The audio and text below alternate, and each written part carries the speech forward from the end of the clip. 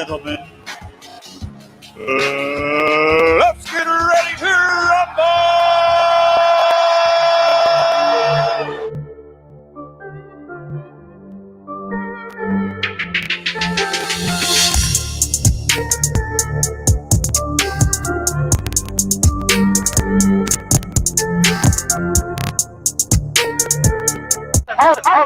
Hold it, you're not that pretty. I'm like, man.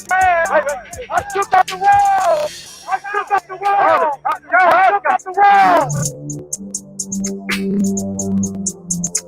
wall. Bear witness, there's only one God, Allah, and Muhammad is his final messenger. That's what I said, Larry, on the Bungle fight. Thanking you. They call me the prophet, but you could call me the can man, because anybody can get it. Africans, Americans, Dominicans, Mexicans, anybody can get it.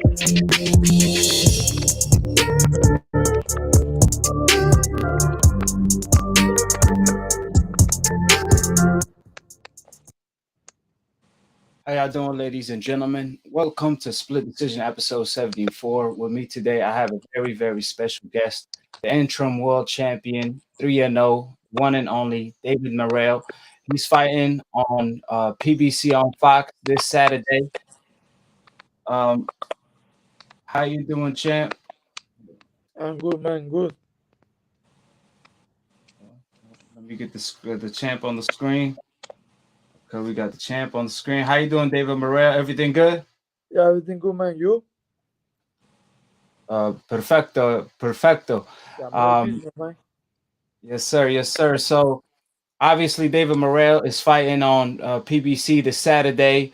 So, I heard you took this fight on a 4-week notice. So, therefore, how was camp? And did you have a proper training camp? Me enteré que tomaste esta decisión de pelear en 4 semanas. ¿Cómo te fue el campamento? No, me fue bastante bien, me adapté bastante rápido a las cosas a los planes de trabajo. Y pudimos hacer el peso ya que estábamos ya manteniéndolo hace algún tiempo. It was good. I maintained, and by the time, they proposed that fight, I was ready. And so with the 4 weeks giving short notice, it wasn't too bad, given the fact that we were able to make the weight and train accordingly. Right. Your last fight, you fought an undefeated fighter for an interim title, and you obviously didn't have proper sparring due to the COVID. Was it any different this training camp? Did you have more sparring? Did you have better sparring for this fight in particular?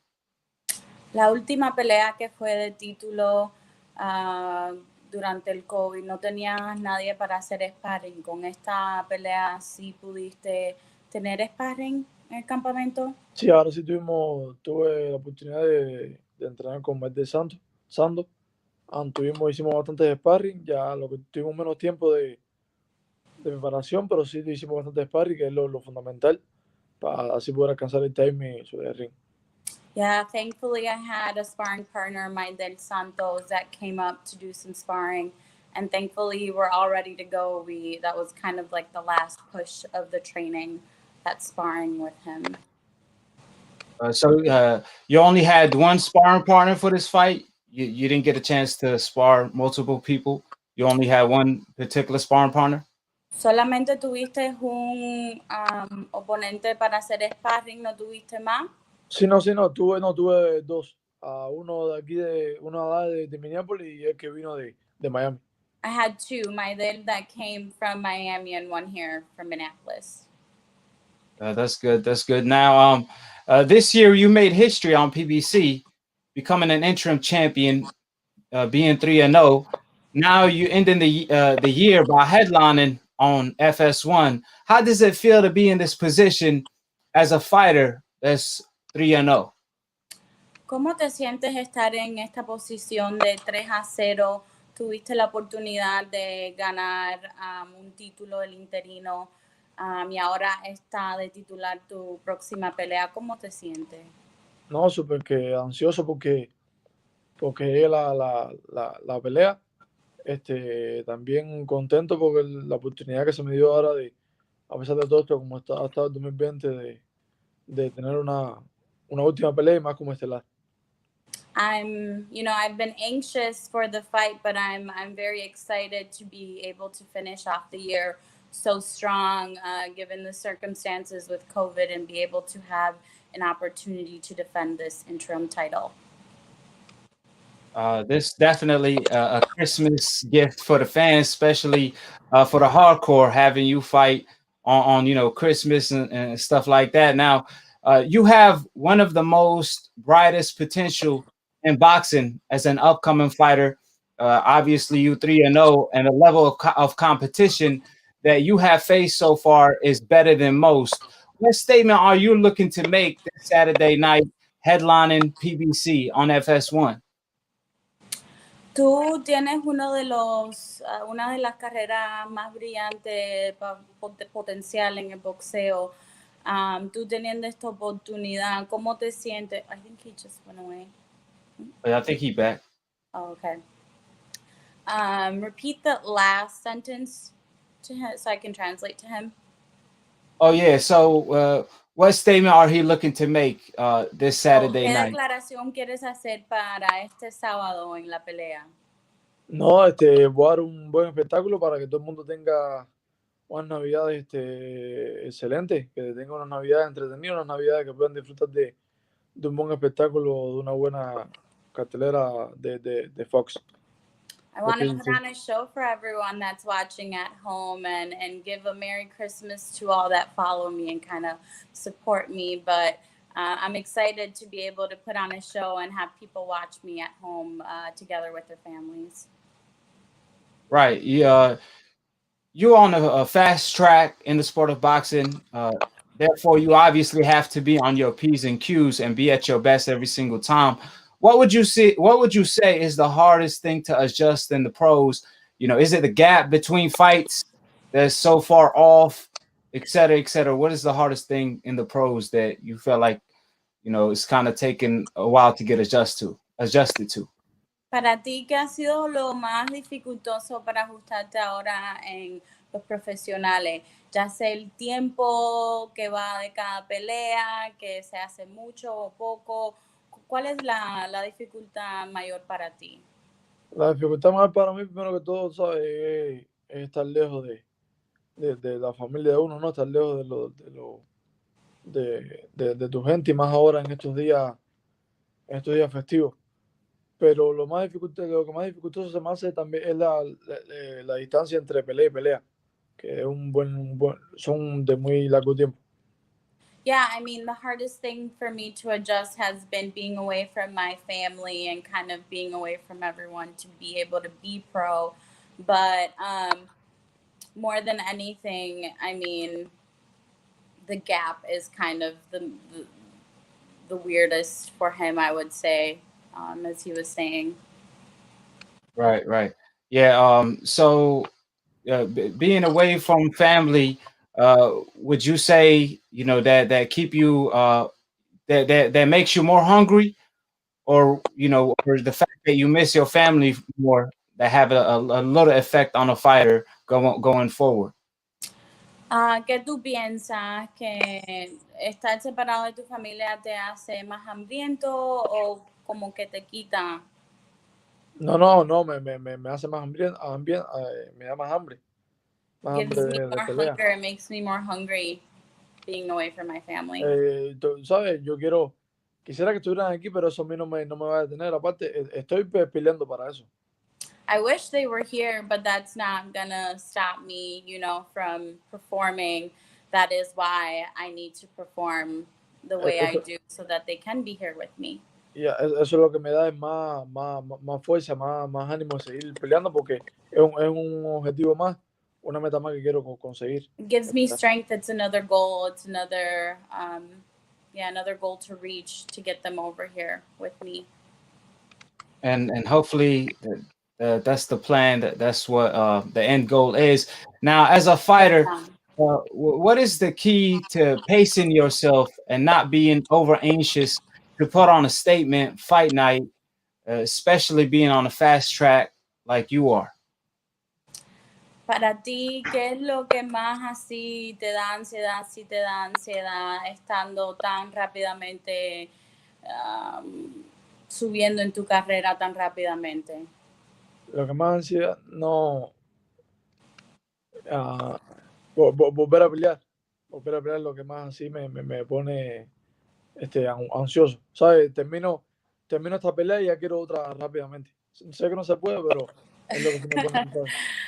Fighting is actually the thing that keeps me anxious because I fight and then I want another fight and it's just not like that. Right. So obviously you are a hot division, David Morrell. Possibly is 168 is becoming one of the hottest divisions in boxing. You got Canelo Alvarez. He fought last week, I believe. What was your take on his performance? Because he is the WBA regular champion. So what was your take on Canelo Alvarez's performance against Smith? Tú estando en la 168 está caliente. La última pelea con Canelo, ¿qué te pareció? ¿Qué piensas de estar en esta división? No, pienso que estar en la división, ¿sabes? Es algo que una oportunidad más que se me está dando para crecer un poco más rápido y también son nuevos. ¿Qué piensas ya que él tiene el título mayor en tu peso? Literal? Sí, no, yo sé, pero que lo tiene merecido porque, bueno, lo ganó. Pero la pelea en sí no me gustó para nada. He said he didn't like the fight. He won and it was a good fight, but personally he didn't like the fight for Canelo. Yeah, Carlos Smith no tiró ni un golpe, simplemente era para atrás, no Felt like salió a Caleb defender su Smith título. didn't put on a fight. It was back and back. Right. Yeah, that's how a lot of boxing fans felt as No well. salió a defender el título, es algo que si tú lo tienes que defender lo tuyo. Salió como que a regalarlo prácticamente. Yeah, he says that, if it's the title, you need to defend it. If you're the title holder, you need to take it in a nice way. And he just didn't see the performance.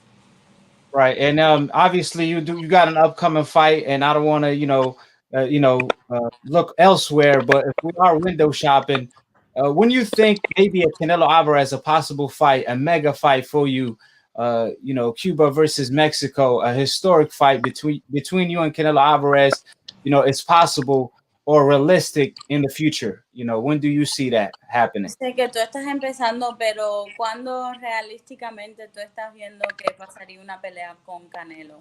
Un clásico de México contra Cuba. Cuando mi equipo de trabajo me diga que la pelea se va a dar o cuando ellos piensen que yo estoy listo. When my work team decides that it's the best for me to take that step. Right. Yeah, so obviously, the Cuban style is the most dedicated style in the amateurs, and some of the most the best pros have been produced from Cuba. And the last fighter that pretty much beat Canelo was Lara. However, the decision went another way.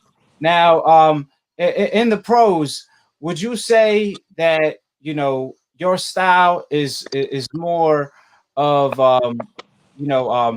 you're a technical forward fighter, applies pressure, while giving the excitement fights every single time, while boxing at the same time,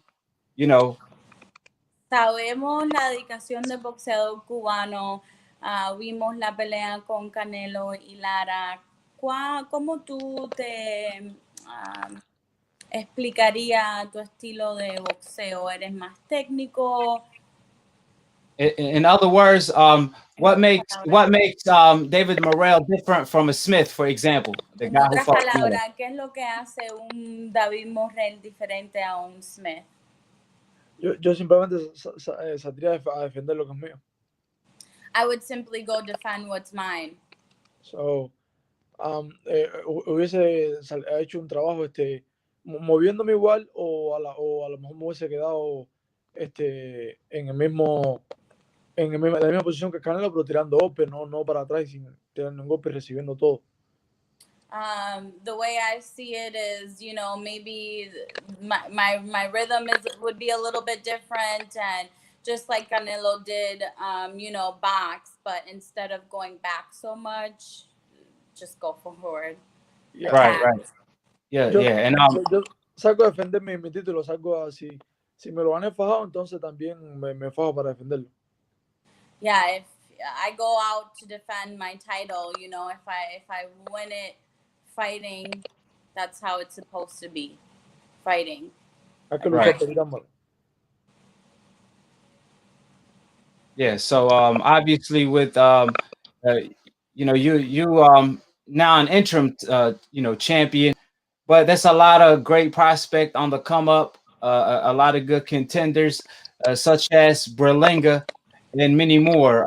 What's your thoughts on a Berlanga, you know, his potential and a possible fight like that for you in the future? Estás en la 68, 168. Hay mucha gente en esa división. ¿Qué piensas a una pelea con Berlanga en un futuro?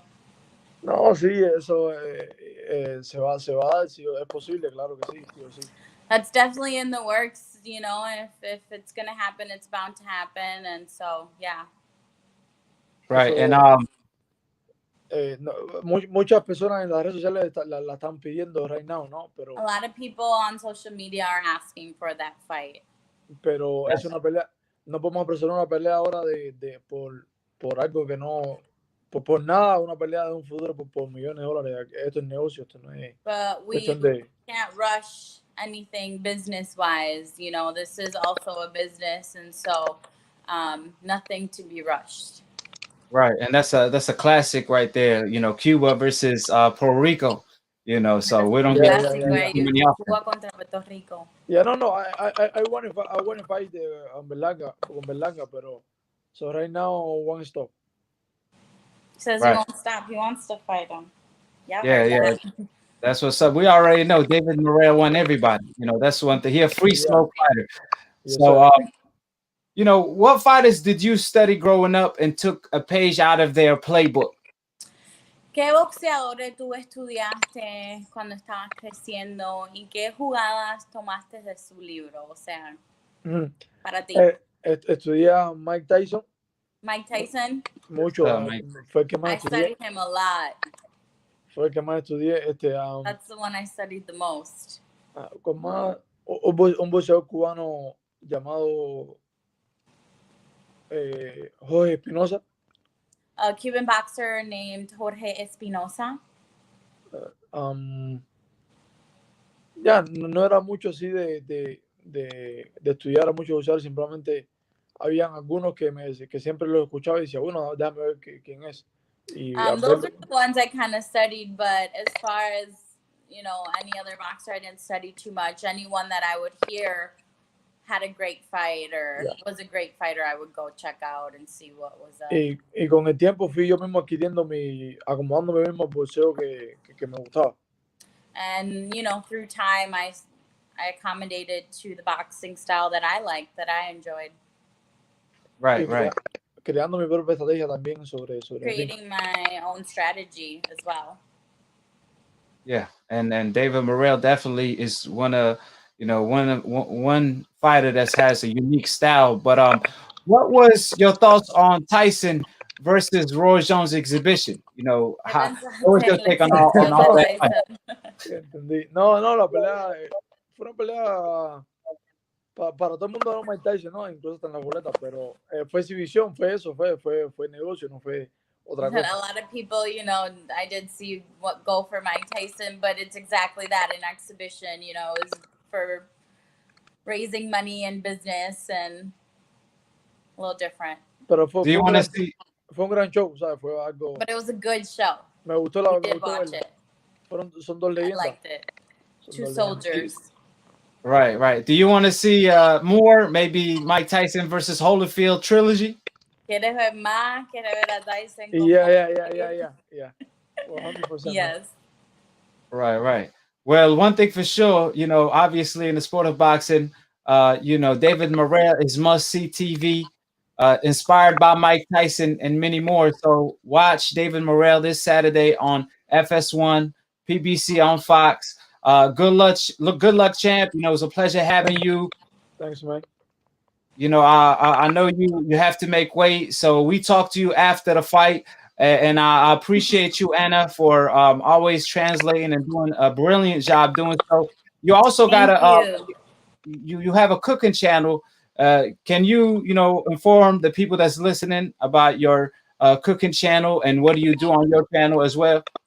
Yeah, absolutely. It's kind of just a hobby for me. I enjoy cooking and kind of sharing that with the world. Most of the time, people are like, oh, I like your cooking.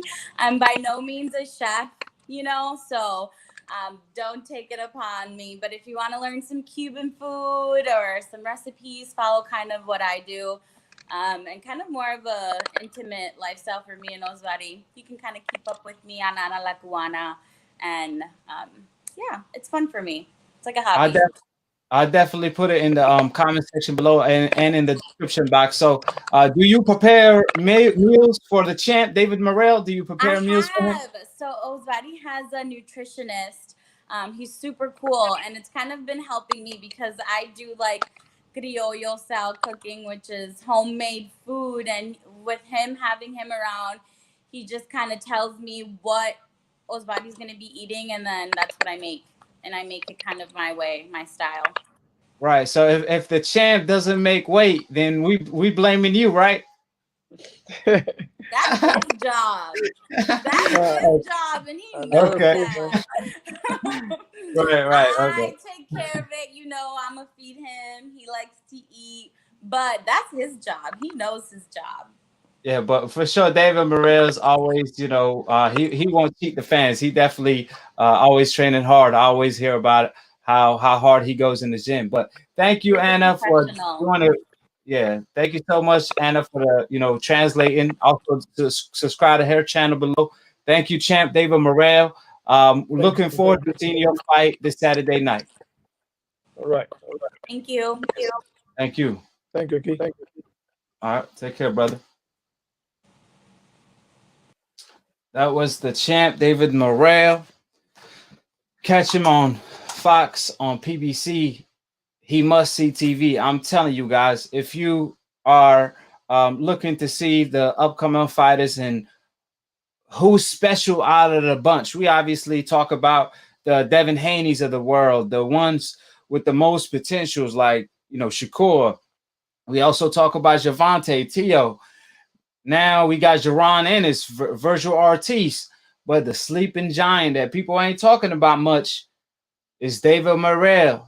He will definitely put on a hell of a statement this Saturday night. You guys make sure you tune in because I'm telling you guys, this man is special. He's 3-0, an interim champion already. His last fight, he fought an undefeated fighter, and obviously he came out on top, dominating. A lot of fighters don't really step up until, they pretty much, it take them a while, 20, 25 fights before they really step up. But David Morrell, off the jump, he's already stepping up. Also, another great sign is the fact that if y'all watch my previous interviews with David Morrell, he's only 22, 23 years old right now. So he's a young fighter in the game. A lot of Cuban fighters obviously lose to the system, not to fighters in the ring. They lose to the system because they come here so old, and by the time they adjust to the pros, they already on the decline. However, when it comes to David Morrell, he's a young buck. He's already a pro already. He has a pro style, in other words. So the sky's the limit because he got a lot of potential and he's young. So he's going to be able to capitalize on it a whole lot, a whole bunch. There's a lot of great fights for him in the future, from Benavidez to Canelo Alvarez to Berlanga to Ramirez.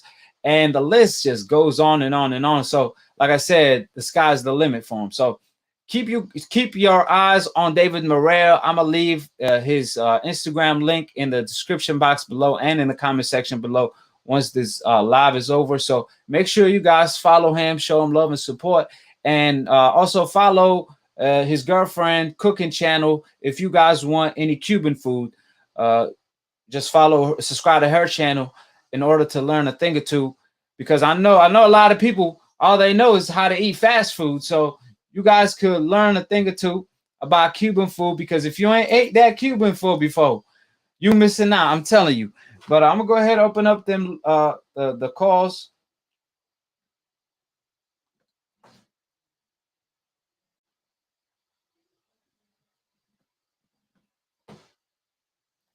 Just give me a little second. I gotta do all the above on the fly.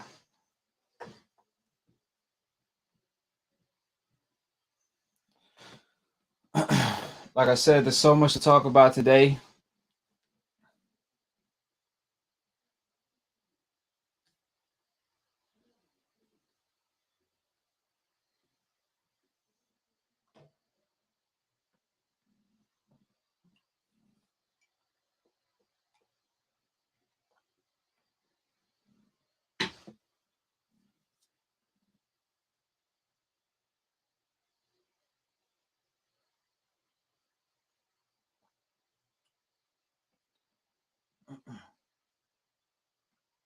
Subscribe below, click on the notification bell.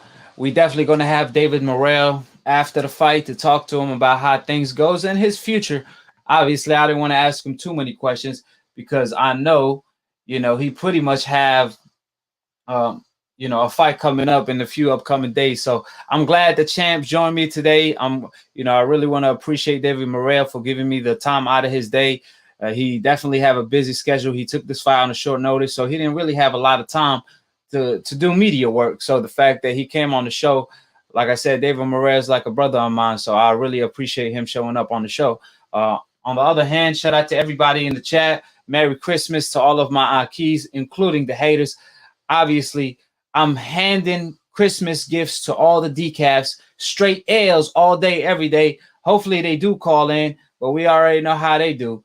They do everything and anything but call in. They rather troll, they rather do this, they do that, and the third, but they won't call in. But nevertheless, shout out to everybody in the chat, OG, and we'll go ahead and dive into the first topic, and then I'm going to pick up calls. So Canelo Alvarez and the WBC announced that Avni is going to be the next opponent in Mexico City for Canelo Alvarez. Now, as you guys see, I'm interviewing David Morrell. I think David Morrell could beat Avni right now, this Saturday. And he's only 3-0. This is an opponent for David Morrell, not for who supposedly is pound for pound number one. So for Canelo Alvarez to be fighting Avni to defend his WBC title that was given to him, that he purchased, like he purchased the French fries belt, the witness protection belt to avoid Charlo, he did the same thing for this belt. Now, mind you, this belt, the way Canelo got it was Benavidez couldn't make the weight. Now, it's one thing if Benavidez did something wrong and he got suspended. Now, that's one thing. But for Benavidez just to miscalculate when it comes to making weight and be stripped out of the title, he currently the ranked number one. However, Canelo Alvarez got given the title. He didn't even have to fight nobody for the title. And all he got to do is to defend it against Avni, who Canelo Alvarez, according to the WBC president, Suleiman, he personally called the WBC. Canelo did. And he requested to fight Avni. He ordered the WBC to make the Avni fight. Because truth be told, Canelo is the WBC president. Suleiman is the co-president. Hold on. Trey D-Lo-9 said you biased. Call in, chump. Like I said, they do anything and everything but to call in, right? But since my brother threw this super chat real quick, we're going to give this decaf a minute or two so he could call in. So let's give him a little time to put his area code. And I would definitely, like I said, if there's a decaf calling in, I will drop everything I'm doing to accept the calls. So we waiting on him. He said I'm biased. We waiting on him. Drop your area code. I'm giving you, I shouldn't give you more than a minute max because it don't take that much time to drop your area code. So we're going to give him time to dial the number to commit suicide and call in to split decision, because it won't be split decision. It's going to be a knockout. I'm going to give him an early Christmas gift, a capital L on Christmas. Appreciate the super chats, though. Call in, D-Lo. We ain't playing with you. We ain't playing with you. See, now we taking time out of our day to address this decaf. And just like his favorite fighter, he has no cojones to call in. So we're going to give him the time. Nobody called in yet, as far as nobody knew. And he definitely ain't showing up. He ain't saying nothing.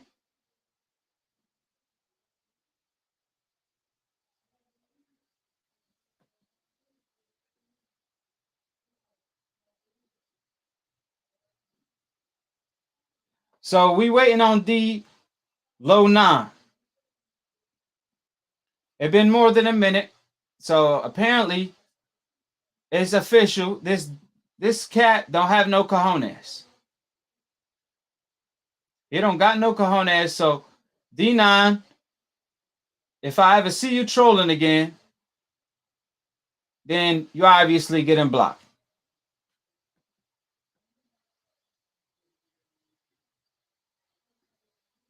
See, I give these decafs a chance, but they don't got no cojones. They prove me right every single time. But I appreciate the love, and shout out to everybody in the chat. We're gonna keep it moving because, like I told you guys, they're not gonna call in. So Canelo Alvarez is pretty much now the WBC president, truth be told, because I don't understand how a fighter could order an organization to make a decision like that, to request a fighter like Avni to be his mandatory when Benavidez is ranked number 1.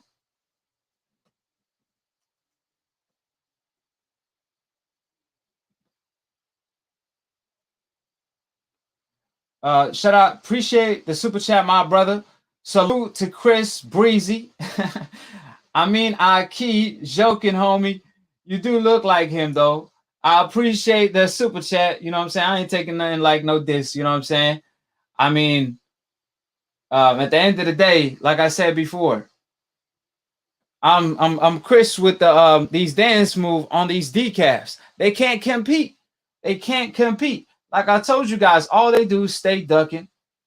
The man haven't said nothing yet since we called him out, and they just refuse to call in. So we're gonna keep it rolling. You know what I mean? But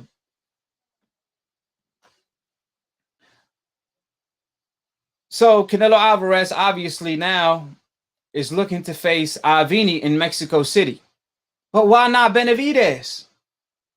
Why not Charlo? Charlo told Canelo, I'll fight you in Mexico City.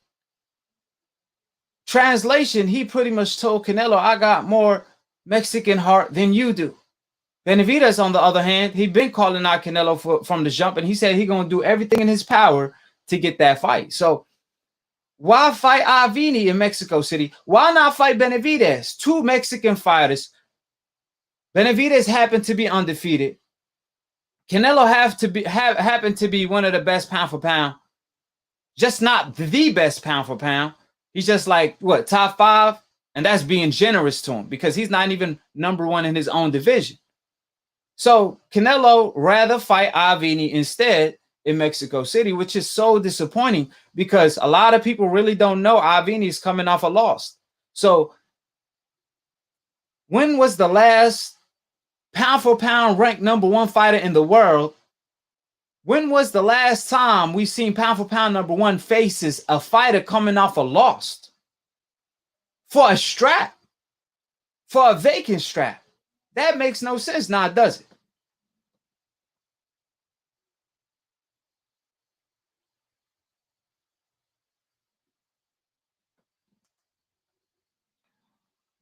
Donald Banks said, if the WBC mandate Benavidez, Canelo will become the French fries champion and duck Benavidez like, damn Canelo, when, like, damn Canelo, when you going to get in a real fight?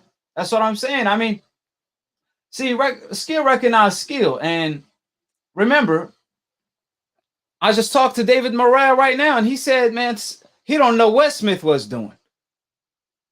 David Morrell said, I would have went out on my shield. I would have fought. I wouldn't have been moving around all day, every day. I would have pretty much fought at the end of the day to defend my title. I'm going to go out like a champion. So, like I said before, Canelo, he will fight the Smith family that I never heard of in all weight divisions. If you got, man, I'm about to change my last name to Smith. I think Charlo should change his last name to Smith. I think Benavidez should change his last name to Smith, because apparently if you in that Smith tree or in that Smith family, he gonna pick you. But when it came to the Charlo twins, he ordered witness protection. But clearly Canelo Alvarez want to make highlights of Avni. That's pretty much his end goal. So you know, that's pretty much what's going on. But like I said, Avni should be an opponent for David Morrell, Berlanga. He shouldn't be an opponent for Canelo Alvarez when David Benavidez is ranked #1 under the WBC. That makes no sense at all. How is the fighter that's coming off a loss, that already lost on more than one occasion, becomes the mandatory when Benavidez never took an L, when he's still undefeated, when he's ranked #1, according to them? So that makes no sense at all. So obviously, though, somebody was paid off. Canelo Alvarez is pretty much the president of the WBC. But I'm going to go ahead and pick up a call real quick.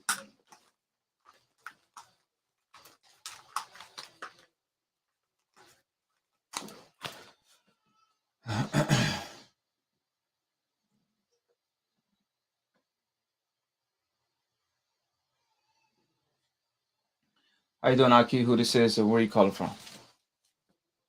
Yo, what's up, Aki? It's Kieran from Albany, New York. That's my man. What's going on? Talk to me. So, yeah, how you feel about, you know, the WBC president came out and said Canelo Alvarez next fight will be against Avni in February, most likely in Mexico City. How you feel about that fight? Honestly, my dude, I'm already losing so much respect for Canelo that I actually just wish that Canelo could just get his ass knocked out by Charlo right now, because every single Canelo fan that I've debated within these past couple of weeks about him fighting Charlo, every single one of them says Charlo's not that good. He would get knocked out. He can't have good defense against Canelo. Canelo would just walk him down. Okay, but why didn't he have that same energy when Charlo was his mandatory? And literally, his brother was calling out Canelo at 154 on top of that with Andrade, and he still never even fought either three of them. So that just shows that Canelo, he is straight up ducking his best contemporaries. He does not want to be tested, and he is a pure disgrace to the Mexican heritage. And when he says that he's doing it for his Latinos, who the hell are you to be fighting for Latinos? You're not doing anything for them. If Miguel Cotto did the same thing what Canelo did, he would be hated by Puerto Ricans by tomorrow. Miguel Cotto would never step down. He will always step up. The only thing that I would ever criticize Cotto for is that he should have fought Floyd Mayweather back in his prime. But either way, it's just that, you know, if you want to become great, you have to fight the best to be great. And Canelo has proven that he does not want to be great. Yeah, and when it came to the point you brought up about, you know, the Canelo fans, they will come out and say, oh, you know, Charlo ain't fought nobody. But it's funny, when there's a poll, every single poll, when they ask the fans who you want to see Canelo Alvarez fight next, every single poll, Charlo dominates. You know, there was a poll, there's 100,000 votes on it, and 60,000 out of 5 names. This is not, you know, 2 names. It was 5 different names, and 60,000 votes, 60% was Jamal Charlo. And like, 5% was, this guy, 10% was the other guy, but the one that had the most votes, which was 60% out of 5 guys, was Jamal Charlo. But they're going to try to convince you, oh, well, Jamal Charlo ain't fought nobody. Jamal Charlo ain't do this. Jamal Charlo ain't do that. When Canelo Alvarez was asked about Jamal Charlo after the fight, he said, I don't know when the fight is going to happen, and walked out. You know what I mean? Like, he didn't even entertain the idea. When they asked him about Errol Spence, he was like, yeah, I would like to fight Errol Spence, and he will talk about it. But when you bring up Charlo, he said, I don't know when that fight going to happen. And he walked out, and you're like, what the hell? It's clear as day. The man gave up his belt. You can't be a real champion and give up your belt. You remember how Riddick Bowe, back in the day when Lennox Lewis became his mandatory, and Riddick Bowe, he didn't want to fight Lennox Lewis. So what he did, because Lennox Lewis became his mandatory, he grabbed that WBC belt and threw it to the trash. That's what Riddick Bowe had to do. And he threw the belt to the trash, man. I kid you not, right? And everybody called him a dog for doing so. But when it came to Canelo, he purchased a belt to save face. Because remember, I think 2 years prior to that, the WBC pressured Canelo Alvarez to fight Gennady Golovkin. And Canelo said, hell no. And because they kept pressing him, he ended up vacating the belt. He was like, well, you know what? If y'all trying to force me to fight Gennady Golovkin, he gave up the belt. He trashed the belt. But 2 years later, when it came to Charlo, they were like, oh, no, we're going to save face for you. You know what? Canelo made up a French fries belt, a witness protection belt. I never heard about. I mean, that never happened before. Somebody, like I said, I don't know if he's the WBC president or something, but he ordered the organization to make a whole nother belt so he could avoid Charlo, so he could save face. You know what I'm saying? Now he ordered the WBC to avoid Benavidez as well, another Mexican fighter. When it comes to Canelo Alvarez, if you want to say he the pound-for-pound fighter in the world, okay, that's fine. Canelo Alvarez is the best pound-for-pound fighter against European fighters, not against black fighters, not against Mexican fighters that are undefeated. Because when it came to Charlo, he didn't want to fight Charlo. When it came to an undefeated Benavidez, who also happened to be Mexican, he'd rather fight Avni instead.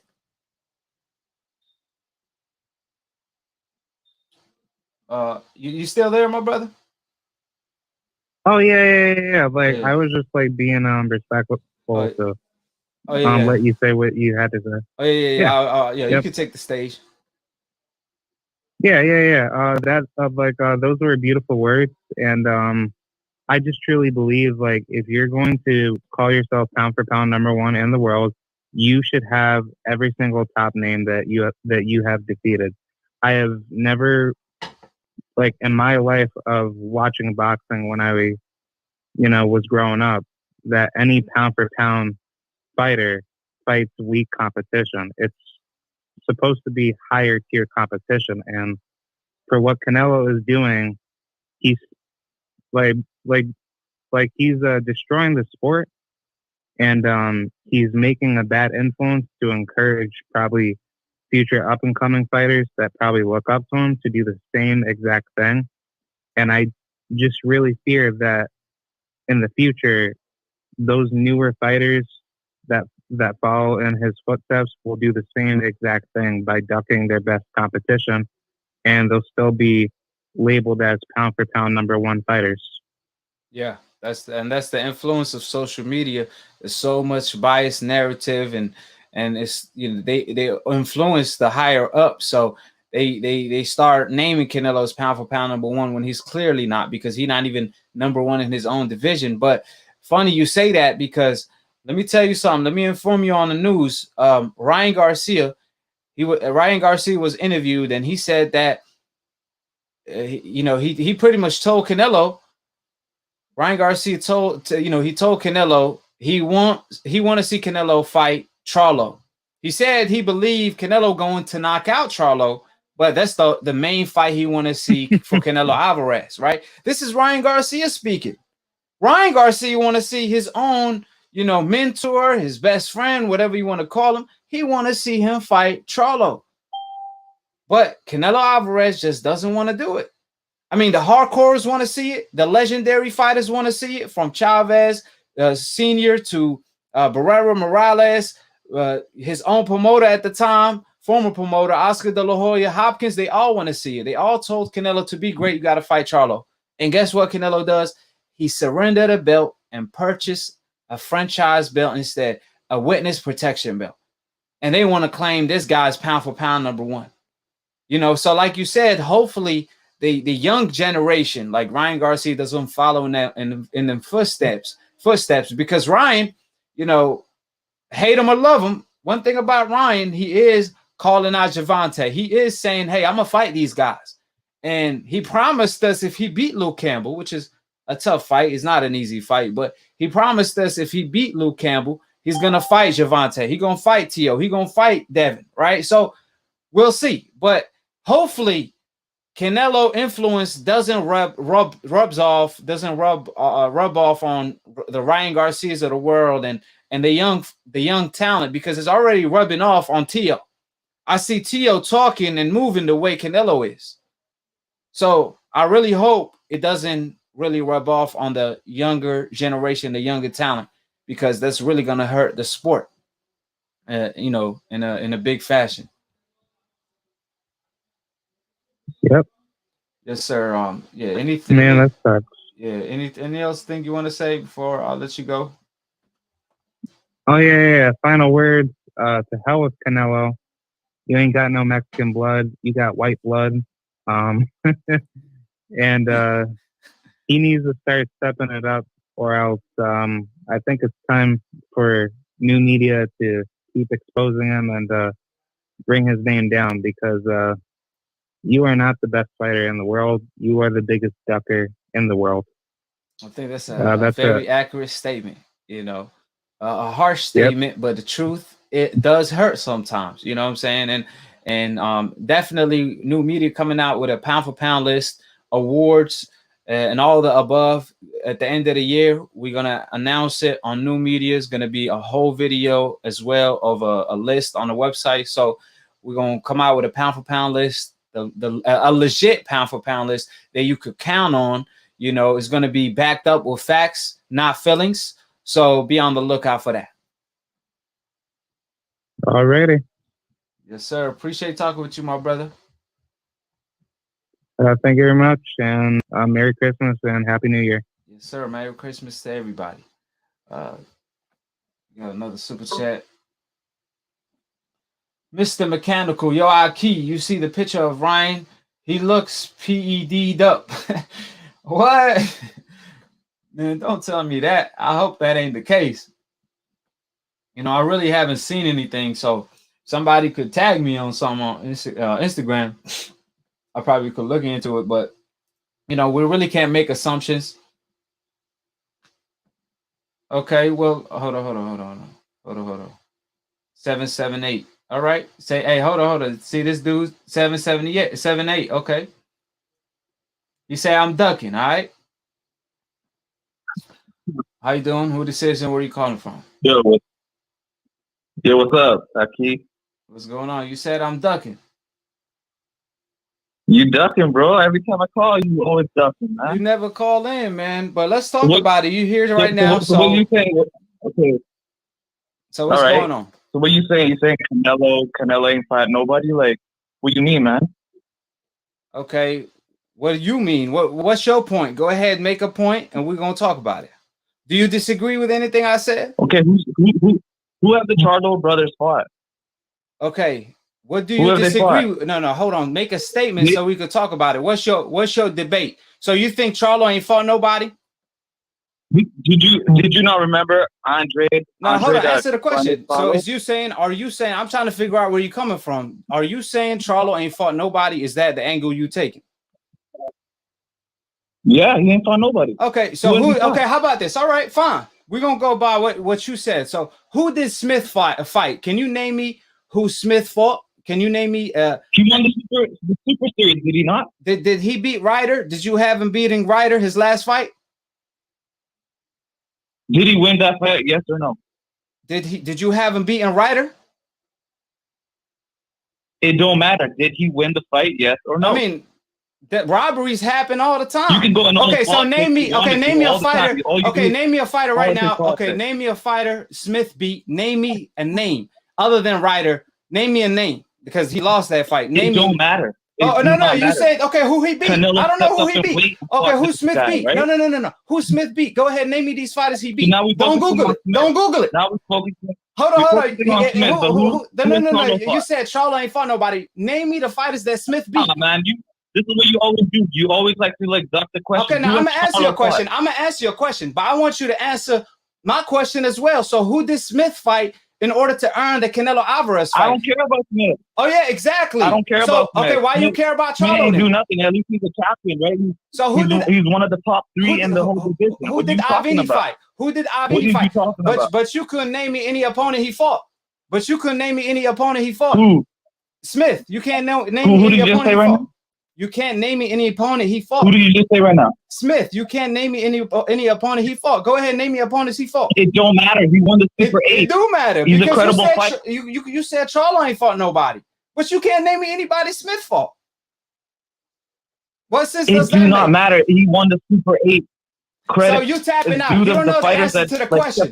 He lost his last fight. You tapping out. You don't got the answer. You don't know who Smith fought, but you want to claim Charlo ain't fought nobody. But okay, who did he fought then? Okay, so then answer my question. I'm gonna tell you who. Answer my question. Didn't he just beat Deryachenko? Deryachenko just beat Gennady Golovkin. Who? Didn't He didn't even beat him. He lost. Deryachenko was robbed, and he beat Gennady Golovkin worse than Canelo Alvarez did. Deryachenko he beat Gennady Golovkin in a worse fashion than Canelo Alvarez did, in a more dominant fashion than Canelo Alvarez did. So I don't like Triple G. I didn't say you like him or you didn't. All I said is Deryachenko beat Gennady Golovkin and got robbed. You're so biased. You're so freaking biased. Every time I come on, what do you disagree with? All you guys ever do is hate on Canelo. Okay, how am I hating? So is stating facts called hating? So stating facts called hating? In the ring. Hold on. Hold on. You deflecting right now. It's stating facts called hating. See, now you're getting schooled. You're getting schooled. How am I deflecting? You deflecting because you ain't answering the questions. I'm telling you, you said who did Charlo fight? I told you Deryachenko. Exactly. Deryachenko beat Gennady Golovkin. Yeah, Deryachenko beat Gennady Golovkin though, didn't it? Who won the fight? Who won the fight at the end of the night? Triple G. It was a robbery. It was a robbery. The whole world knew it was a robbery. Max Kellerman, Gennady Golovkin's biggest supporter, said it was a robbery. He had Deryachenko winning. And Max Kellerman is a bigger Gennady Golovkin fan than me and you combined. You know what I'm saying? I know you're a Gennady Golovkin fan, but Deryachenko whooped that ass. Okay, but okay. Can I continue naming the fighters Charlo beat? He didn't even do that. Can I continue? What are you talking about? Who is Charlo fought? Okay, can I continue? Andre stepped up. Can I continue? Matter of fact, Andre stepped up to both of them. Did he not? Can I continue? Did he not step up to both of them? Even Jacob. Hey, can I continue? Can I continue naming the fighters Charlo beat? Can I continue naming the fighters that Charlo beat? Can I continue schooling you some more? Go ahead. Finish. Can I continue schooling you some more? Go ahead, finish. Okay, all right. Let me do Go that. ahead and finish. Let's see what you gotta say, because every time so Charlo beat Deryachenko. So Charlo schooled Deryachenko. He beat Deryachenko in a clear fashion, in a more dominant fashion than anybody have. Obviously, Deryachenko beat Gennady Golovkin in my books, and he beat the crap out of Gennady Golovkin when Canelo Alvarez struggled against Gennady Golovkin twice. So beside Deryachenko, he also beat J-Rock Williams. He knocked him spark out when J-Rock Williams was undefeated. He was his mandatory, but unlike Canelo, but let me finish. Let me finish. You told me to name the fighters. Canelo beat. Charlo beat, but you ain't letting me finish. So when Charlo, go ahead. Go ahead. Finish what you got to say. When Charlo fought J-Rock, J-Rock was undefeated. Yeah, they were claiming that J-Rock was that Charlo was gonna duck him because they said he was gonna move up in weight, that he wasn't gonna fight J-Rock Williams. However, he stayed in the division while he was struggling to make the weight just to fight his mandatory J-Rock, to prove to the world he wasn't avoiding him when he was gonna move up in weight. However, he stopped his plans from moving up in weight just to fight J-Rock, right? And knocked him spark out. Unlike Canelo, who moved up to cherry pick, fielding, and he purchased a WBC belt, a witness protection belt, a French fries belt to avoid Charlo. Real champions don't do that. Real champions fight their mandatories like Charlo did against J-Rock Williams when he had a dangerous mandatory that the world wanted to see. Besides J-Rock, he also had fought the Trout. He fought Trout. So when Canelo beats Trout, everybody want to praise Canelo.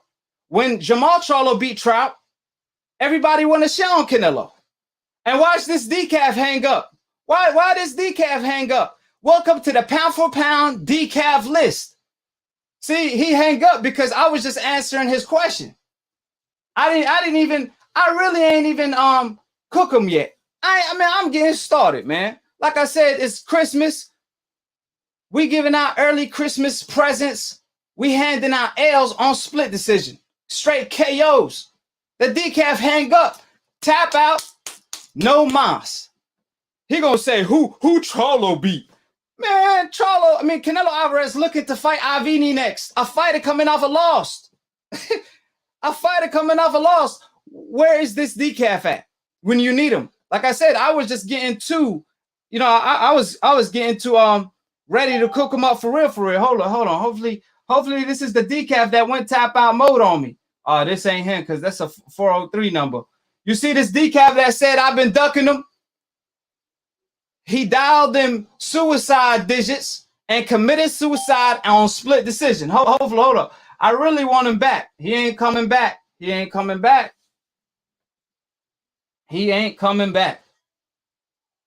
So, like I said, he gonna question who Charlo fought, but Canelo looking to fight Avni next, the fighter coming off a loss.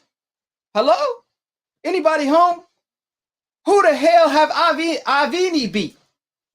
We only know Avni off losing. We don't even know who Avni is. Man, the man coming off a loss, bruh. Like I said, Canelo Alvarez is the best pound-for-pound fighters against Europeans. Against European fighters, not against Mexicans, not against undefeated black fighters, nor undefeated Mexican fighters, nor undefeated Cuban fighters. Simple and plain. Because like I said before, Canelo Alvarez, he looking to fight Avni coming off a loss instead of fighting Benavidez or Charlo or Andre. And the list goes on and on and on. So, again,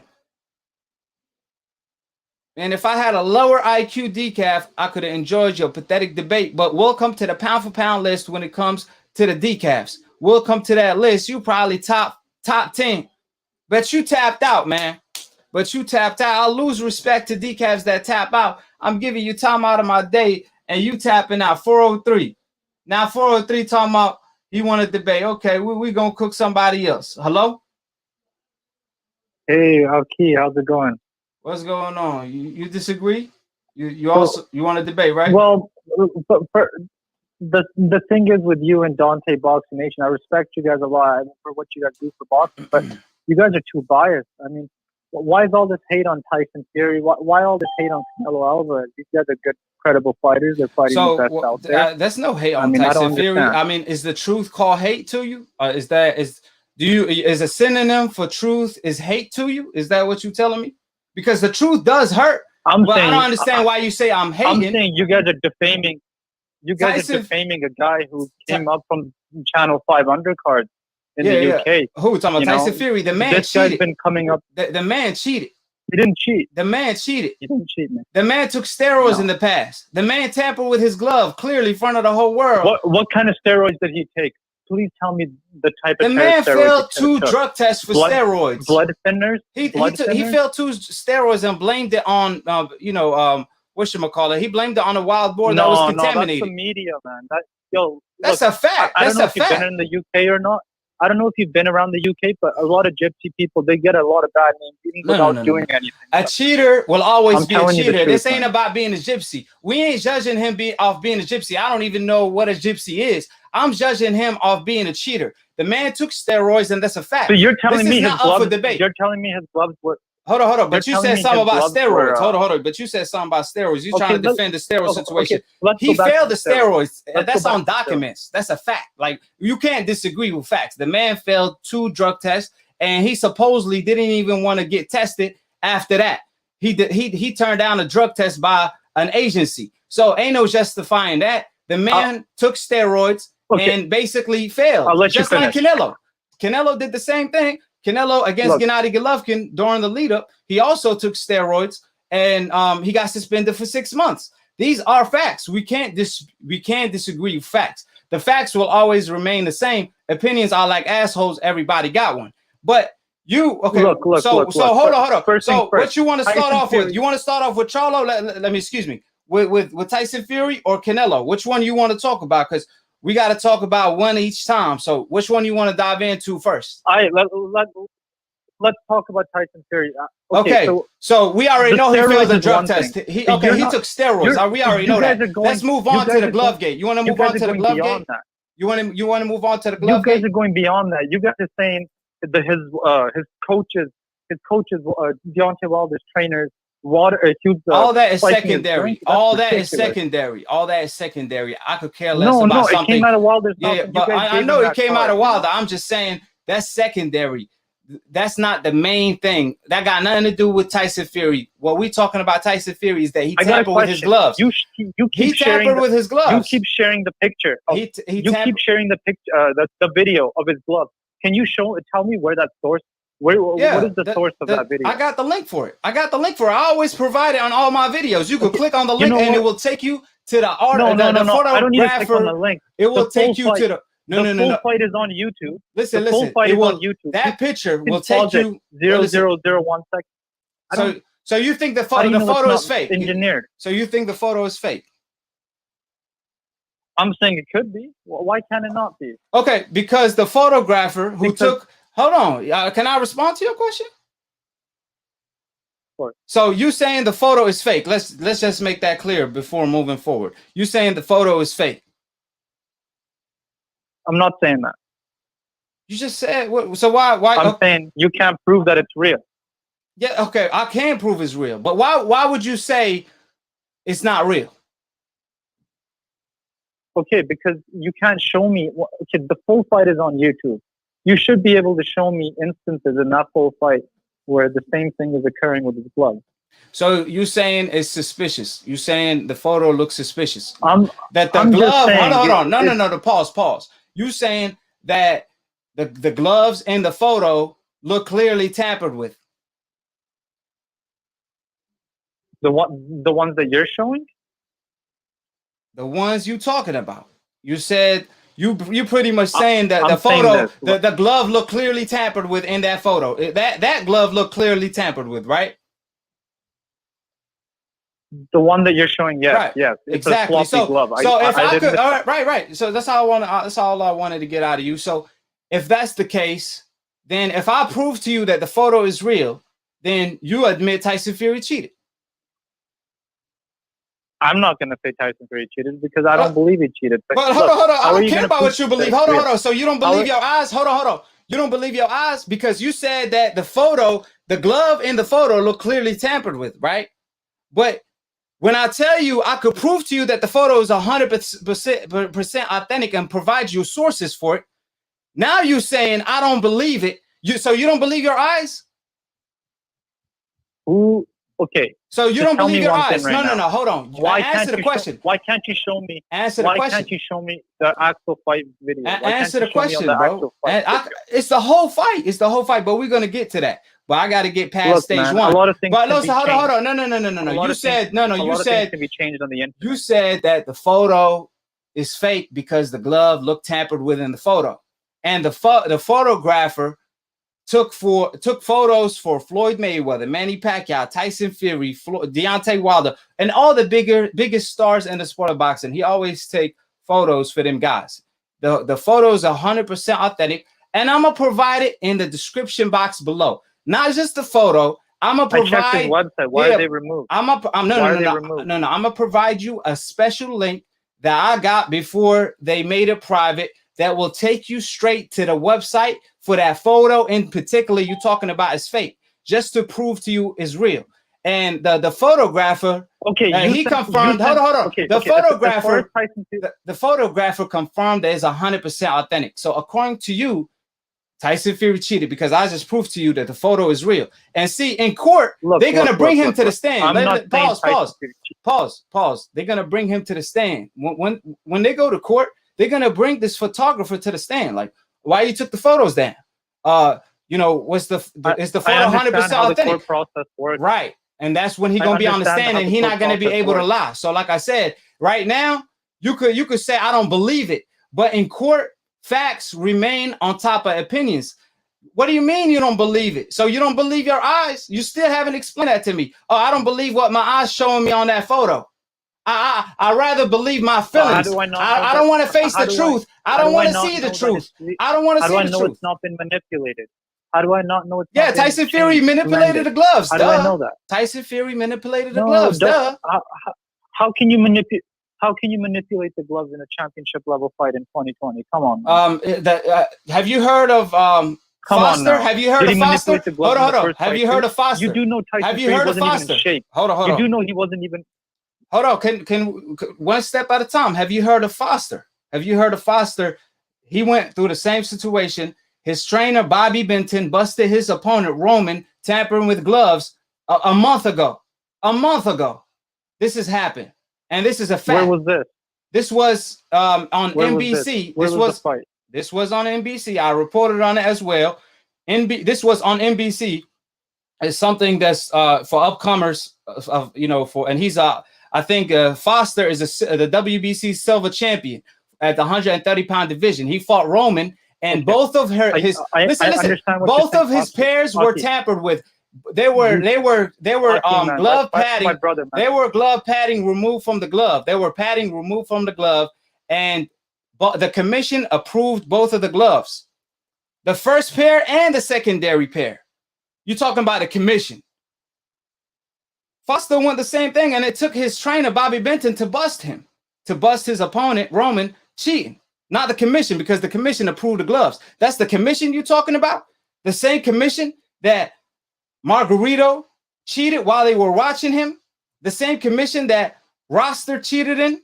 So since we already debunked that as well, you easy work, bro. But I want to knock you out in every field, in every angle, in every topic you want to bring up to the test. It's easy work. You know what I'm saying? So let's move on to the next thing. Hold on. Another thing. So let me talk about this. So what about Tyson Fury's own sparring partner, Nicholas Asbury? Him busting, him tampering with gloves and sparring. What about that? My brother, man, that's all. What about that? What about that? What about that?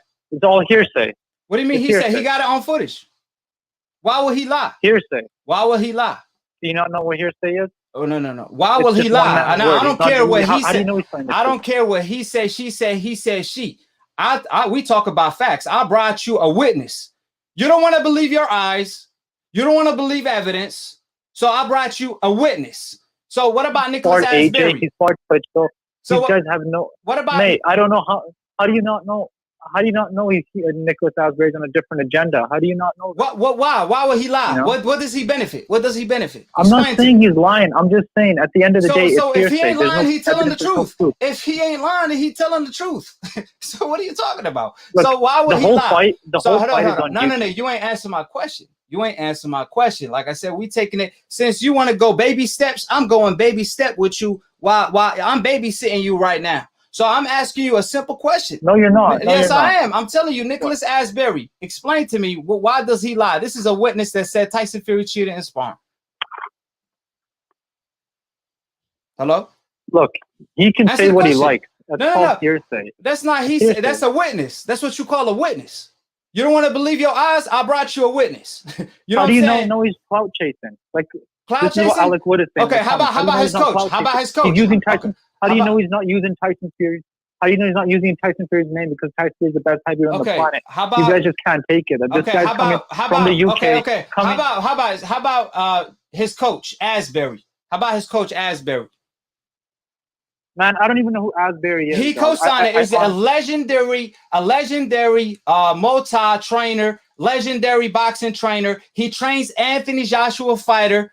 He also trains. He was helping Nicholas Asbury. He's a legendary trainer. If you don't know him, that's on you. But he a legendary trainer. I don't expect you to know him. You sound like a decaf anyway. You sound like a casual fan. But what does he have to lie? Why would he lie? Why would he lie? No. I'm bringing you witnesses. Stop deflecting. You digressing from my point. But you're supporting a guy. Hold on. You digressing from my point. I'm bringing you witnesses. What about Nicholas Asbury, trainer at the time that was training him in camp? Asbury. What about him? Why he lying? Let me hear your excuse. Let me hear. I want to hear your excuse. I don't even know who Asbury is, man. The only reason you know Asbury is because of Tyson Fury. The point. The only reason you know Asbury is because of Tyson Fury. You should care. This is a coach. You're wrong. This is a coach. This is not. We ain't talking about the sparring partner. We ain't talking about the sparring partner. We talking about You're defaming a guy for becoming a lineal champion. Why didn't Wilder fight Klitschko? By cheating. Klitschko didn't want to fight Wilder. Klitschko didn't want to fight Wilder. See, you don't know your facts. You don't got your facts. At the end of the day, Klitschko wanted to fight Stavern. As soon as Wilder became the champion, Klitschko was not interested. He didn't want to fight Wilder. That's a fact. Google that shit. Since everybody believe in Google. But anyways, so before I let you go, he didn't fight Bermain Stavern. Look, he didn't want to. Wilder fought Stavern. He fought the best. He fought Klitschko, and then he knocked out Wilder. You guys just gotta handle this. The man cheated to win. He took steroids against Klitschko, and he tampered his gloves against Wilder. So you respect cheaters. You cool with cheating. You cool with cheating. I'm not cool with cheating. You justifying it. You justifying it. I done knocked you out in every topic you brought up. You justifying cheating. The man cheated. No. You want to justify it. You say you don't believe your eyes. Then you say you don't believe the witnesses. Then you said that's he say, she say. But you're doing he say, she say. I'm bringing facts to the table. You're bringing your opinion to the table. That's not going to win in court. If you in court against when Wilder takes Fury to court, that's not going to win in court. He said, what evidence does Wilder have? I just gave them to you. I brought you witnesses. No, man. I brought you witnesses. The Asbury's a witness. The coach Asbury is a witness. Nicholas Asbury is also a witness. Tyson Fury owns sparring partner. Tyson Fury owns sparring partner. The glove was bending in 90 degrees, which is not physically possible. I could display that right now. You know, the glove is not, you can't, the glove can't bend in 90 degrees. So for the people that don't know much about the sport, the glove can't bend in 90 degrees. Tyson Fury glove was bending in 90 degrees, literally. See, the glove, this thumb is attached to the glove, making it harder for the glove to bend. And the hand wrap too. So it's impossible for the glove to bend to 90 degrees. So obviously his fist was in the palm area in the first fight. And in the second fight, he clearly removed glove padding from the right glove. And you don't want to believe your eyes, but that's Wilder on you. Again. That's on you. Why are you accusing him of cheating and you want him to fight Wilder again? That makes no sense. Because on an even playing field. On an even playing field. Duh. Tyson Fury owes him a fight. Wilder want to get his revenge with his own hand. Why you don't want to see the fight? Why you don't want to see the fight? Are you saying he cheated the first fight? Are you saying he cheated the first fight as well? Listen, he cheated in both fights, but I'm saying, look, man, no, I just explained to Fury him. Wasn't even in shape for the first fight, man. Fury wasn't even in shape, man, and he still couldn't beat him. Get the facts straight. So why you don't want to see the trilogy? You scared Wilder gonna knock out Tyson Fury? Tyson Fury's beating him twice. He beat him when he's out of shape. Are you kidding me? He's obligated to give Wilder a trilogy. He obligated to give Wilder a trilogy. Deontay Wilder is still a fighting man. We respect Deontay Wilder. He fought Fury. You know, I respect Wilder. You don't. We don't respect Tyson Fury because he cheated. But what I'm asking you is, listen, mate. I don't respect somebody that respects cheaters. Put it that way. I don't respect somebody that respects cheaters. The man clearly cheated, and you don't got the answers. You can't explain to me why you could see his knuckles on the right glove, why his glove just caved in. You can't explain to me the whole fight. You see the glove caved in. The glove is caved out. The glove is puffed out. The glove is puffed out the whole fight. You can watch the whole fight. The glove is supposed to be puffed out. That's how gloves look. Tyson Fury glove was caved in because the padding was removed from the right glove. You know what I'm saying? But Hey, beat hey, Klitschko when no Decaf, one else welcome would. to the pound for He's pound the list. man who beat Klitschko. Welcome to the Decaf pound for pound list because you tapped out in all the questions. You brought up silly, emotion. Man, you don't even but that's know. what happens when you talk out your emotion. It blocks your vision from seeing the truth. You know what I'm saying? But anyways, Merry Christmas, Merry Christmas, and Merry Christmas, as a Christmas gift, take this L. I appreciate you. And there's no L. Tyson Fury. Man, I didn't give this dude too much time. Man, he was flip-flopping. I think that's an understatement, my brother, because he was stuck in the mud. He didn't know what to say. You know what I'm saying? Hold on. 604. Let me get to him. How you doing, Aki? Who this is, or where you calling from? Yo, I gotta apologize. I was calling you from a text app, and that's why it hung up. So let's get back into this, all right? Who's this? It's the same guy that was calling you from the 778 number. I was calling you from a text app. That's why it hung up. I didn't hang up. Oh, so you were calling me from a fake number? A fake number? Because I don't know if this is like if it's charging me or not, right? So that's why I call you from that. Man, okay, so I didn't know hold on. It was gonna hang all up right, on but me, because you tapped out on me, you quit on me. What I gotta do? No, you gotta answer this question. You gotta answer this question. You wasting my time. You wasting my time. So you gotta answer this question. You gotta answer this question. Can you answer this question? All right. So first of all, who I'm talking to? Who I'm talking to? Mauricio. Mauricio. Oh, Mauricio. This is a WBC president.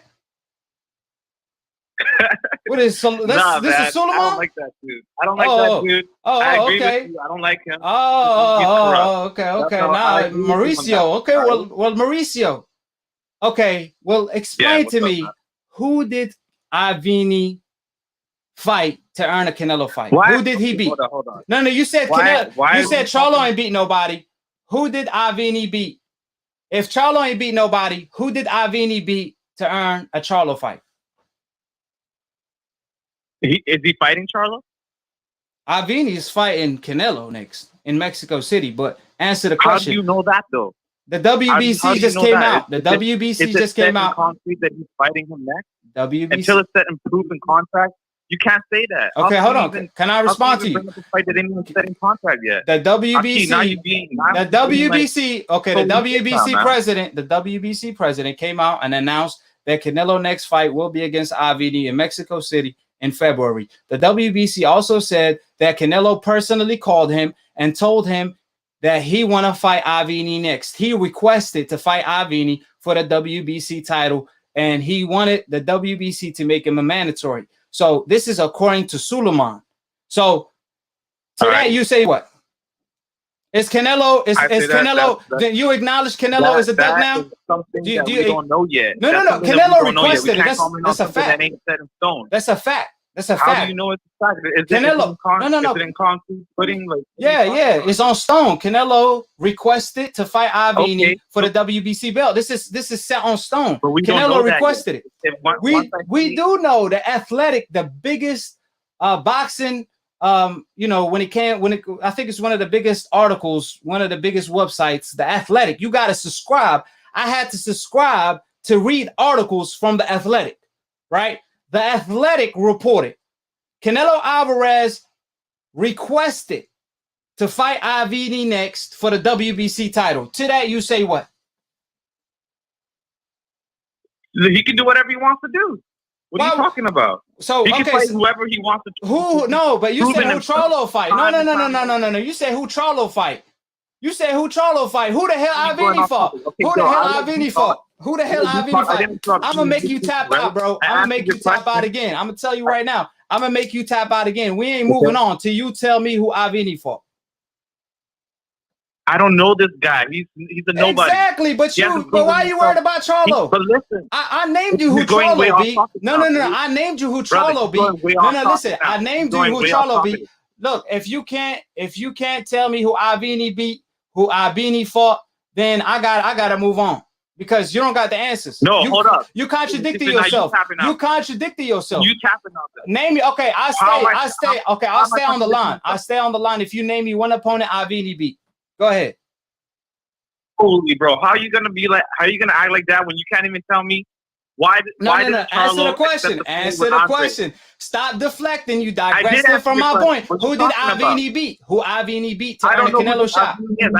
I didn't even Case hear about him closed. until you guys brought him up. Case, all right? Okay, case That's the closed. honest Canelo, truth. okay, he But cherry picking, are you right? gonna answer my It's question now? Canelo cherry picking. I It's was Canelo honest. cherry picking. No. I It's was cherry. honest with you. It's cherry pick. It's Canelo cherry picking.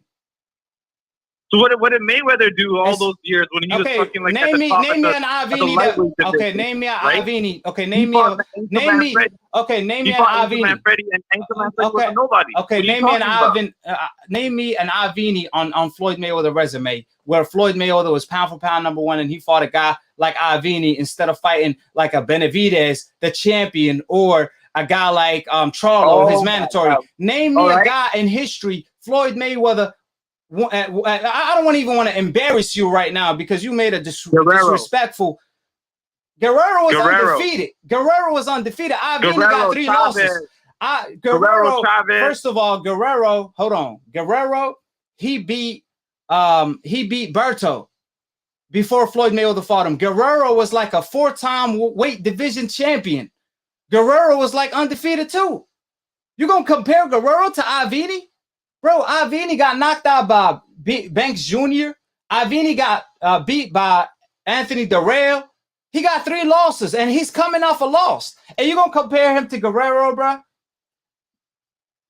What are you talking about, man? Okay, so then after my question, man, you don't know shit about. Hey, look, tap out. You can't. Hey, you can't name me any fighter. Okay, you can't name me any fighter Floyd Mayweather fought that's equivalent to Avni. You made a comparison to Floyd. Listen, why can't you answer the question? I just answer your question. Why can't you answer the question? Why you deflecting? I already answered your question. I already answered your question, but you ain't answer my questions. You ain't answer my questions. So why I'm wasting my time with you? I already knocked you out on more than one occasion. How did you knock me out? You didn't even answer my question. Iron Mike said IBF boxing need to call in so so you can school him AKHi TV because he don't want that smoke with you. Man, I don't know who this bum is. Listen, I don't know who this bum is, but tell him, just like his favorite fighter, if he got any cojones, IBF boxing, if you got any cojones, call in because I know you got female parts. Just like your favorite fighter, Canelo, or whoever it is, you acting just like them. You want no smoke. You want no confrontation because if you got any cojones, you will call in. I don't know who this bum is. I don't know who he is, and I don't know who he lost to. But if he call in to split decision, he definitely get knocked out. It won't be a split decision. It's a first round KO. But like I said, these trolls will rather speak my name in vain, but they don't got no cojones to call in. So just to make it official, I appreciate talking with you. Like I said, you wasted my time, man. He hang up already. I had a real decaf with me. But like I said, I'd rather have decaf calling in than no decafs at all. How you doing, AKHi? Who this is and where you calling from? What it do, YT? 2 knockouts tonight. One quit and then tried to get back in the ring. I gave him a rematch. Hey, I gave him a rematch. I gave him a rematch. I was like, let me give you a rematch, bro. And you know, I'm like, let me give you a rematch. Hopefully you could go more than a round this time. You know what I'm saying? And then he gets knocked out back. You know what I'm saying? Like, come on, man. Y'all making it too easy on me. He got smacked. He got smacked around so bad. He literally got smacked around like Goku smacked around Jin whenever he finally freaking mastered Ultra Instinct. Y'all want no smoke with my boy IQ, bro. No cap, fam. Like, y'all have the audacity to call. Who did he fight? Who did you? Bro, y'all talking like years from I asked him who Avni fight. The man got stuck, man. The man was stuck in the mud. He was swinging. He was missing. He's just talking about, oh, I don't know. He can fight whoever he wants. And he gonna question who Charlo fought, but Canelo want to fight Avni, a fighter coming off a loss. Like I said, that's why they control all day in the comment section, being keyboard warriors. But on live, they get knocked out with facts. So let me dive in with you on topics because you know it's a lot of topics to talk about. Yes, sir. Let's get it. So let me dive in with you. Okay, let's end it with Canelo, right? Because I got you. I'm not going to, because the Cavs have the audacity to call in trying to defend a fighter who picked two of his opponents. Smith was handpicked. This guy, Avni, picked. Come on, y'all. I mean, and y'all saying this man is pound for pound? Yeah, let's make it clear. Let's make it clear right now. Canelo Alvarez is the pound for pound best against European fighters. You could say he pound for pound. He pound for pound against European fighters, just not the best pound for pound fighters worldwide. He never fights undefeated black fighters. He never fights undefeated Mexican fighters. Only undefeated white fighters. Now, if your last name is Smith, you know you got a possible chance of fighting Canelo Alvarez, because he done fought the whole Smith family. I don't even know half of them guys, and he done fought every single Smith you heard of. And when it came to the Charlo twins, he orders witness protection, right? We clearly know what time it is. If Charlo wants to fight Canelo Alvarez, if Benavidez want to fight Canelo Alvarez, they need to change their last name to Smith. That's the only way. You know what I'm saying? Because like I said before, this man done fought the whole Smith family, but he won't fight the Charlos of the world. He won't fight the undefeated black fighters, the Andres of the world, the Canelo, I mean the Charlos of the world, the Lions of the world. He's still avoiding them to this day. 5 years in the making. We head into the 6th year, and he's still ducking to this day. And he rather fight Avni instead. You know what I'm saying? A fighter coming off a loss instead of Benavidez. But they rather call Charlo a nobody. And let me make it worse for these decafs, right? Benavidez Sr., he came out and said Charlo is more dangerous than Canelo for my son. And I agree with him 100%, because Canelo is actually tailor-made for Charlo. See, Canelo is a short fighter. He's sustainable for uppercuts. He's vulnerable for uppercuts by Charlo. He's also vulnerable for the jab by Charlo. And a guy like Charlo, who's going to be able to keep him at range, who control range beautifully, that's Canelo Alvarez kryptonite, and that's why Canelo Alvarez ordered witness protection on Charlo. And, you know, Benavidez is also a tough fight for Canelo Alvarez. That's why Benavidez Sr. came out and said Charlo is more dangerous than a Canelo Alvarez. He knows Charlo is a better fighter. And guess what? Unlike Canelo, Benavidez got Mexican heart. The man said, I'll fight Charlo.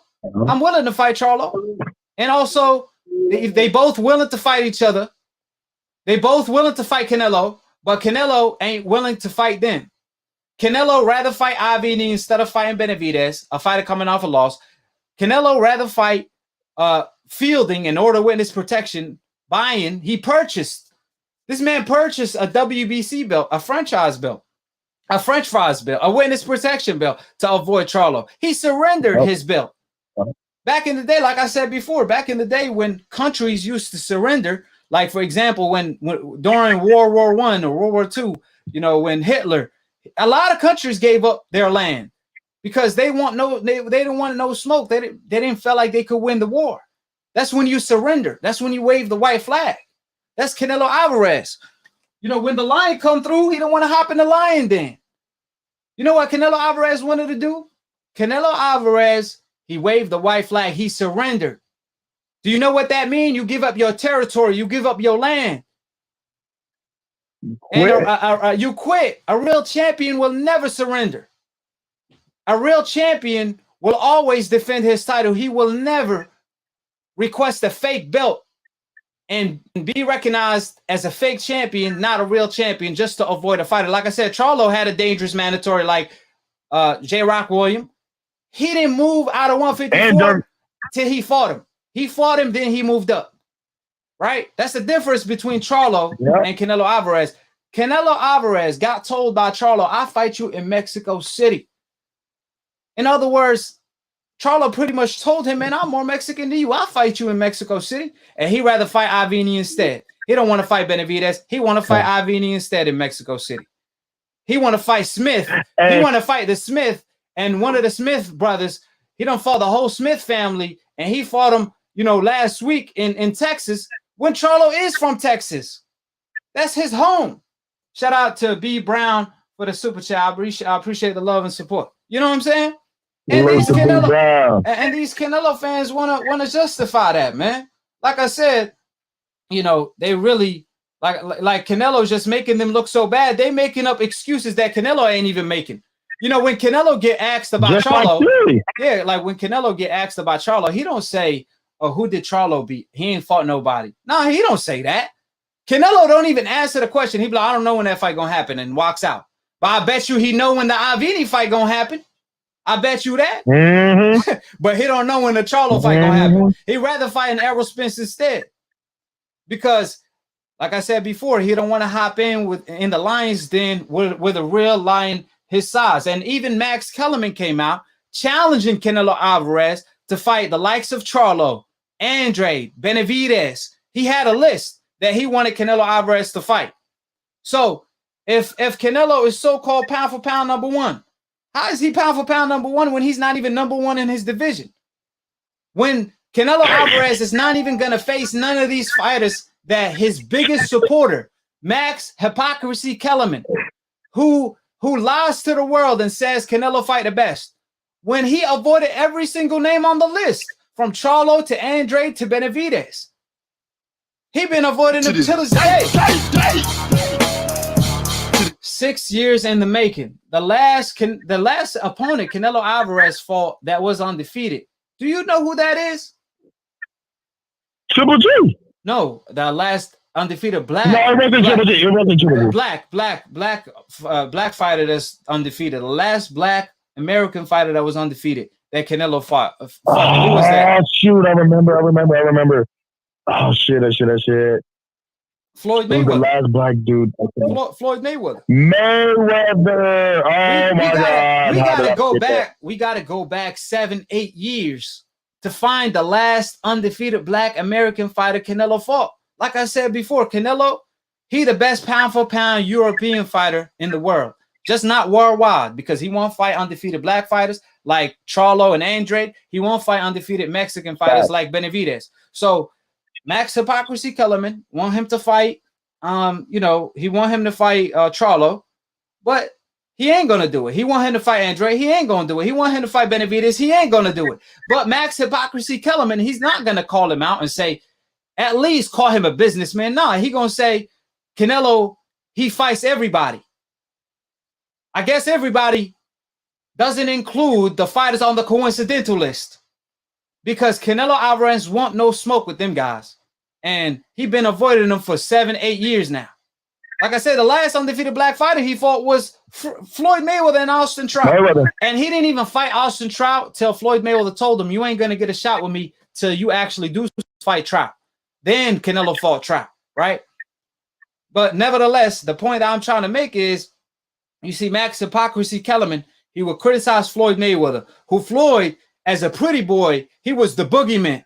He had everybody shook. He had Sugar Shane Mosley shook. Oscar De La Hoya shook. Everybody. I'm talking about even some of my favorite fighters, such as hold on, Style Washington. Break down why he won't fight these guys. I'll key real quick for them. You know what I'm saying? Because they on the coincidental list. He don't want to fight any brother. They said Canelo Alvarez improved so much. Let's talk about it. Roy Jones. Remember, Roy Jones came out on Joe Rogan podcast and said Canelo Alvarez haven't improved yet, because he still he said he's cherry picking. In other words, he fighting fighters that suit his style. You know what I'm saying? At the end of the day, he can't solve every single puzzle. Canelo Alvarez, he can't solve every single puzzle. When he fought Lara, guess what happened? He looked vulnerable. He looked exposed. When he fought Amir Khan, he was getting outboxed. Yeah, Canelo improved fighting fighters that don't have good defense like Angulo on them, because they don't got good defense. But fighters that could box, he stay away from. Like Andre, like Charlo, he stay as far as he can. And it ain't no secret. You know, so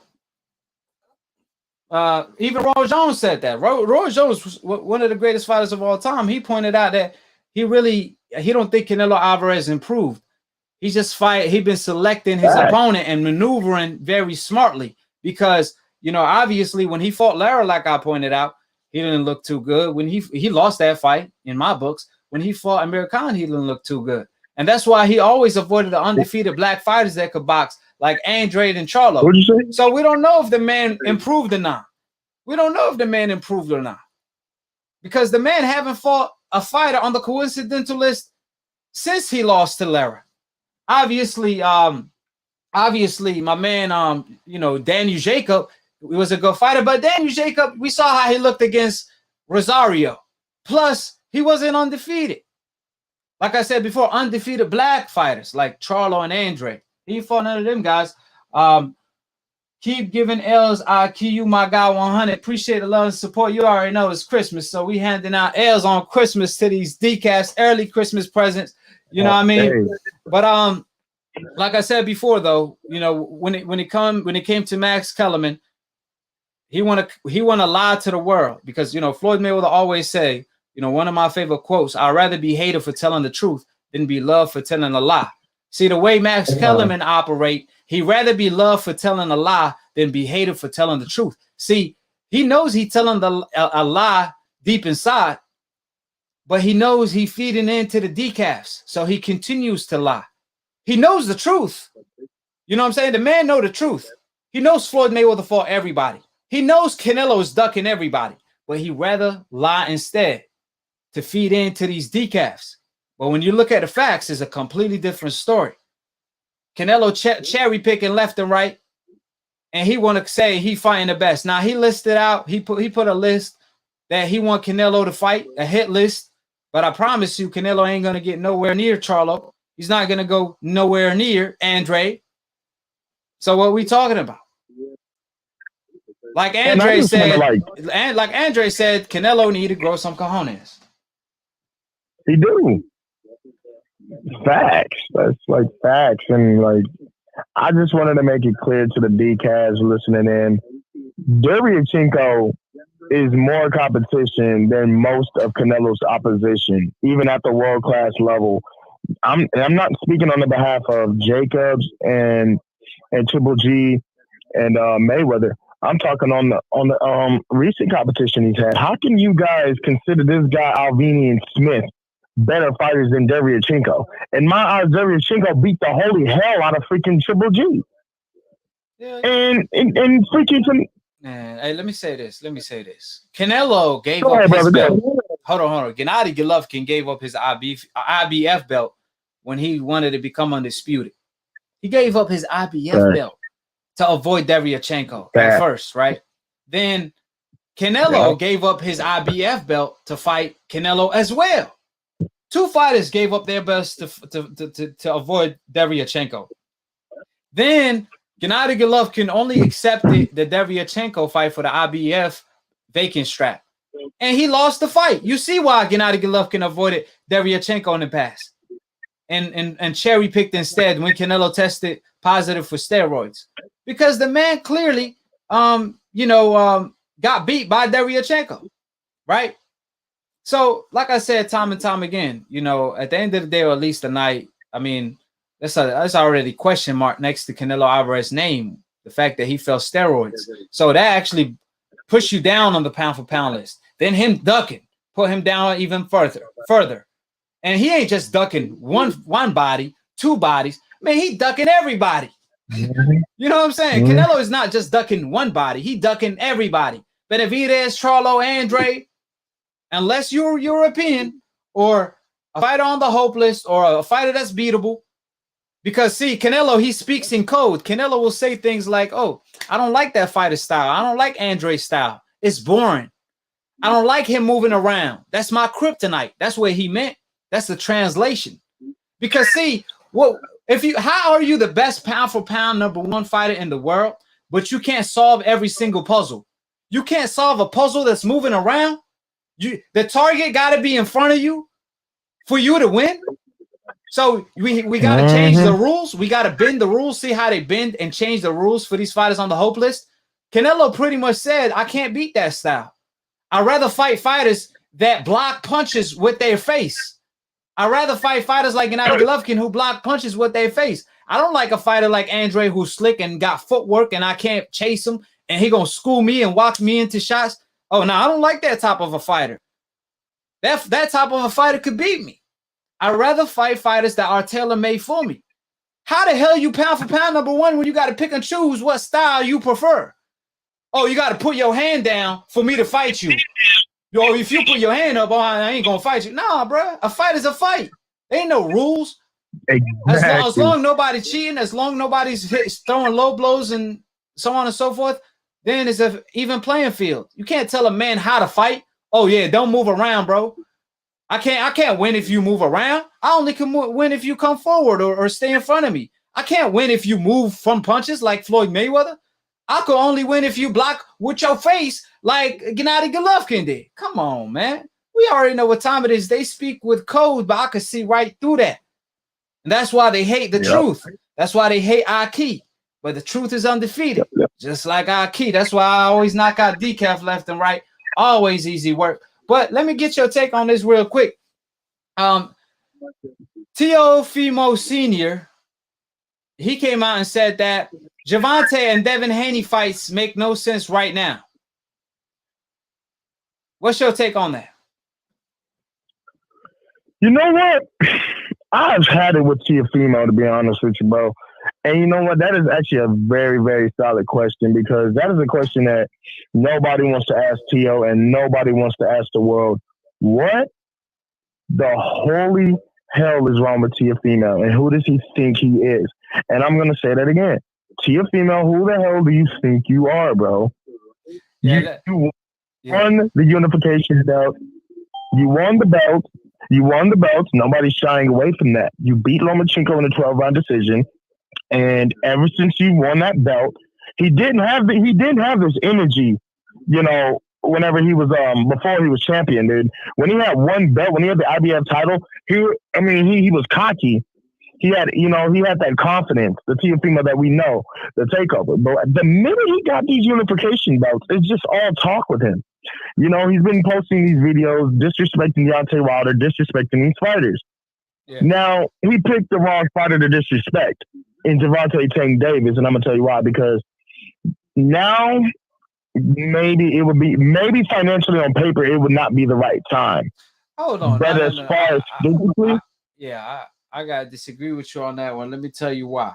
Because what it sounds like to me, when Teofimo Sr. said it don't make sense right now. First of all, you don't know if the Gervonta fight is going to ever happen because if Gervonta doesn't move to 140 and if Teo moves up to 147 and Gervonta never move up that far, then that's a fight off the table that you could have fought, that you could have put on your resume, an undefeated fighter, a big money fight as well, a legacy fight for you that you left off the table when you had it, right? Because remember, that is true. With all the respect, the statement that Teo Sr. made no sense at all because Gervonta is the biggest name in the weight division. Around them weight divisions, Gervonta is the biggest name. Gervonta, I could say his star appeal is as big as Errol Spence. So for Teo to get a fight on that magnitude, he got to fight an Errol Spence nearly to get a fight on that level. Gervonta is one of the biggest names in boxing. He's also he fought on pay-per-view. The man he does more numbers than Tank. He sell more seats, he get paid more. So it's a money fight, it's a legacy fight, it's everything you want in a fight that has the recipe in it, an excitement fight. I mean, even according to Teo himself, Teo said, I'm getting tired of you guys telling me to fight Gervonta. That's what Teo said. Teo said on live on more than one occasion. Every time I go on his live, I see Gervonta, Devin, Gervonta. And then he'd be like, oh, I'm tired of you guys telling me to fight Gervonta. I'm the A side. See, that's his excuse. Because we clearly know he ain't the A side because the A side is who bring in more money. But that's his way to say, I don't want the fight. Because if Floyd Mayweather, pretty boy Floyd Mayweather, because according to Teo, everybody want to be a money Mayweather, but they don't want to go through that pretty boy stage, right? So if that's true, if that's how he feels, we know pretty boy went out of his way to fight Oscar De La Hoya to become the money man. You think Floyd Mayweather would have passed out on an undefeated Oscar De La Hoya if he had a chance to fight an undefeated Oscar De La Hoya? Because, see, Oscar was avoiding Floyd Mayweather when Floyd was pretty boy. But Floyd Mayweather did whatever it takes, whatever it took. He chased Oscar De La Hoya down. He chased him down when Floyd was the pound-for-pound king. No question about it. And he made the fight happen, taking a 30 split to make the fight happen. So Tio is in a division where Gervonta fights in. He holds the regular WBA title. He's the biggest name. Tio interested. Gervonta interested. He said that Tio don't have the special it factor. He ain't special. I'm special. I could fight him next. Leading up to the Leo Santa Cruz fight. That's what he said, right? And now out of nowhere, Tio, he want to pass out on his biggest money fight to fight a European fighter. I mean, ain't nothing wrong with Josh Taylor. I think he's a pound-for-pound fighter. But again, Josh Taylor brings no money to the table. He will not make near. He won't even make 20 to 30% of the money he's gonna make fighting Gervonta. And I could promise you that is fact. That is big fact. So that is it's just a bad fact. look. Like I said, it's a bad look on his behalf to for him to avoid the dangerous fights for the money. He's avoiding the dangerous fights when there's money on the table. I mean, I understand if you avoid a dangerous fight. Like, I understand if you avoid a dangerous fight that doesn't bring a lot of money to the table. But when you avoid a fight that bring a lot of money to the table, that's when it don't really make sense to me. That's when it's a bad look on Tio's behalf. You know what I'm saying? But let me read this super chat real quick. Teddy, Gervonta Tank Davis has 95% knockout ratio. Look like the most exciting fighter yet. Honestly, why does so many disrespect Tank? ? Because he associated with Floyd Mayweather. That's why they hate on Devin too, because they associated with Floyd. But with Tank, he a knockout artist. I mean, if he a fighter on the hope list, everybody would love him. You know what I'm saying? Everybody would love him, and they will give him the path to take the easy route. But he actually want to fight Tio, and Tio he said it don't make sense. So name me any fight right now that tops a Tank fight, that's a bigger than a Tank fight for Teofimo Lopez, money wise, purse wise. Haney's the only one. And we know he ain't trying to fight Haney. Bring me somebody he's trying to fight. I'm saying, like, other than Devin Haney. Shakur Stevenson. Man, with all the respect, Shakur, the next pound for pound for sure. But I'm talking about money wise. What's a bigger money fight? Yeah. For Teofimo. Other than that, there is no bigger money fight for Tio. Other than that, Gervonta would be his biggest fight. That is huge facts. That's 100% facts. That's all I'm saying. That's all I'm saying. So Tio said he want to bring boxing back. He don't want. He tired of boxing back. Yeah, he said he tired of fights getting built. If Devin Haney want to build his resume, that's fine. But he want to end his resume. If he wanted, he could get it. He said Gervonta, they're not going to step up, and they all got lined up for him. It's like a long line. Even Ryan Garcia is on the line. You know what I'm saying? I know that shocked Tio. Like, damn, I thought I was the boogeyman. You know what I'm saying? And again, it is so funny. Yeah. Funny that Tio says that. It's hilarious because Devin Haney was on the show last I checked, and he specifically said amongst the whole world watching AKHi TV that he's been ready for the smoke with Tio. He's been ready for the smoke with Tank. He's been ready for the smoke with everybody. Tio is legitimately just talking. Haney is ready for a fight. You know what I mean? TFP ain't bought no legacy. He's literally a hype job. See, and that's what I'm starting to see right now. Let me tell you this. For example, Tio kept saying about Devin, he got to prove himself for 5 years and fight these people to get a fight with him. This is what he have to do. But how do you say someone your age? But Devin is more paid than him. You know what I'm saying? And like he want to fight him to unify, right? And then so what does Gervonta have to do when Gervonta is more paid, more famous, more known than Tio? You know what I'm saying? So what does Gervonta got to do? Like, it don't make no sense at all. Like I said, that's why Floyd made a hella mistake when he came out and said, you know, they got to recognize Gervonta as the A side. Like, of course he the A side. But when he said that in public, that's what T.O. ran with. Oh, yeah. Oh, well, he started blaming the fight not happening because he want to claim he the A side. You know, and now T.O. Sr. want to say the fight don't make no sense. When that comment made no sense at all, because the biggest fight for T.O. in boxing for T.O., as far as I'm talking about, he got to fight in Errol Spence to come close to a Gervonta mega fight, or at least a Devin Haney. You know what I'm saying? So, I mean, you know, how about another crazy? You know, I don't know if you noticed. Let me pull it up real quick. Hold on. Let me pull it up. Let me pull it up. You ain't gonna believe this right here. Shakur dissed T.O. Fimo Sr. He said, y'all need to stop interviewing that drunk ass man. He drunk as fuck in every single video, in every interview, and y'all keep putting camera in his face, laughing emojis. Now, I think he was just like laughing. I think he was just playing around. You know, I think that's how I took it, right? But then he also tweeted, he said, if Loma is at 130, fuck a belt. Next fight, we could do that next. I'm with it. And if y'all really feel that the weight was the issue and the fans calling for this fight, let's do it. He shook on it and he tagged Top Rank. You know they don't want none of that, Shakur.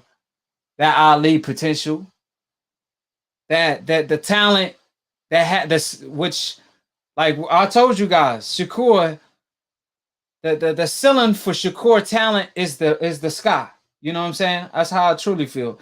And then when Shakur was asked, please, you know, explain who you're referring to, he said Lopez Sr. You know what I'm saying? So, you know, so when it comes to that, hold on, let me read the super chat real quick. Canelo, Teddy, appreciate the super chat, my brother. Teddy said Canelo dropping down to 160. What do you think about Canelo versus Errol Spence? I'm gonna talk about that if I get a chance to. I already made a video on that and stuff like that, so check it out. I said everything I wanted to say, you know what I'm saying? But I'm gonna talk about it in a little bit. You know, hold on. So, what was your take on what Shakur had to say about T.O. Shakur Stevens? About what he said about this and T.O. Senior? I think Shakur probably read him a little wrong. You know how older cats be, man. It might seem that way, but I don't think he was drunk. I think T.O. Senior might be, you know, he might have a smart mouth. You know, he might be a little freezer, but at the end of the day, T.O. Senior looks like a professional. He's about boxing. He's all about boxing, and he's about his son's legacy. As far as talking legacy, because if he was about his son's. Well, let me tell you why he said it though. But hold that thought though. But let me tell you why he said it. I think it's my opinion. It's not a fact. That's just my opinion. I think he said it because T.O. Senior says something about Lomachenko. If he moved down to 130, he will be all of them guys. And obviously Shakur fight at 130. And Shakur looking like, you know, T.O. is okay, but you're talking about, you know, two different type of talent. Like Shakur. I mean, at 130, Shakur will smoke T.O., and I'm just being real. And Shakur got that talent where, like, he the next great. You know, he the next Floyd. Like, he got that type of talent, you know. So Shakur looking like, man, you know, yeah, you beat Lomachenko, but I bet you I smoked Lomachenko more than you did. That's how he feels. So I think he got offended at what T.O. Senior said about Lomachenko. If he moved down to 130, he could beat all them guys at 130. You know what I mean? Including Gervonta and Shakur. And Shakur completely disagreed because he feel that Lomachenko he lacks heart. He got heart problem, not skill problem, not size problem, heart problem, which I completely agree. I already made a video on that, which I'm gonna leave in the comment section below. But you know, you can continue your point. And I couldn't agree more with that, my brother. That was beautiful, beautiful. You know what I mean? And this is why the DCAS can't stand AKHi TV. They can't stand that we the new generation, we the new wave. This is the new wave of boxing and the new wave of TV. point blank. Period. No ifs, ands, or buts. Yeah, Shakur Stevenson. But what you were talking about T.O. Senior about, how you were saying T.O. Senior about Devin and stuff. When I cut you off. Yeah. No, it's okay. It's okay. I was saying that Teofimo Senior, as far as his talking legacy, he's about him and his son's talking legacy. He's not about his physical and money legacy, not at all. Bro, the minute he won the fight against Lomachenko, he had all the opportunity to sign a contract with Devin Haney, set for 2021 in a unification bout for undisputed. You know what I mean? And he's talking about, we're going to do this in mid-2021, and we're going to do this, and we're going to do that. We got big moves. T.O., you don't have no big moves. Well, bro. Let's put the timeline in order, right? Obviously, that Teofimo beat Lomachenko, and then he on the press conference, the post press conference, he said first of all, he said, "I'll fight Devin Haney next. I'll fight the email champion. If he wanted, he could get it. If he wanted, he could get it. If he wanted to end his career, I'll end his career." That's what he said, right? Then a week later, he said Devin ain't fought nobody. Then a week after that, he said Devin need to prove himself. He got to prove himself for half a decade before getting a fight with me. And then just last week, the man went from saying I fight Devin for $5 million to T.O. Senior asking for $10 million to fight an email champion that's a nobody.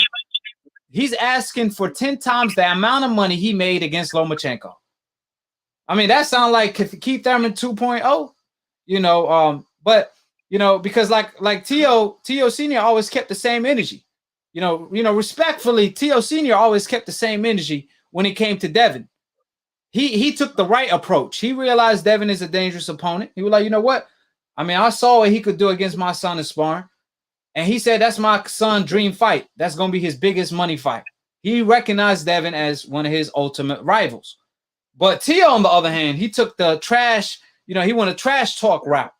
But when you do that, when you trash talk and you ain't willing to walk, you're willing to talk the talk, but not walk the walk, that's when a lot of fans will end up losing respect because they're going to hold you to it. See, like I said, Canelo is ducking everybody in the game from Charlo to Andre to Benavidez, but he don't talk.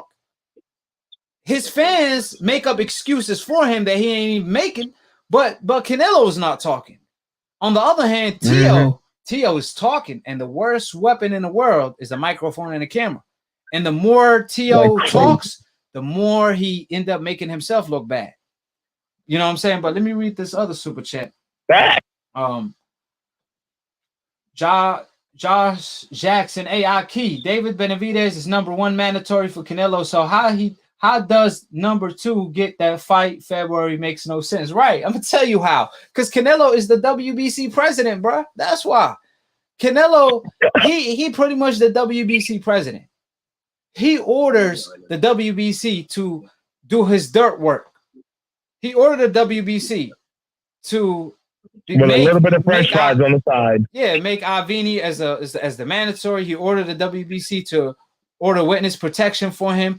So like I said, he got the complexion for the connection to get the ultimate protection. And the fact that he Hispanic, but he looks Irish, that give him that pass, the ultimate protection, that Tyson Fury protection, that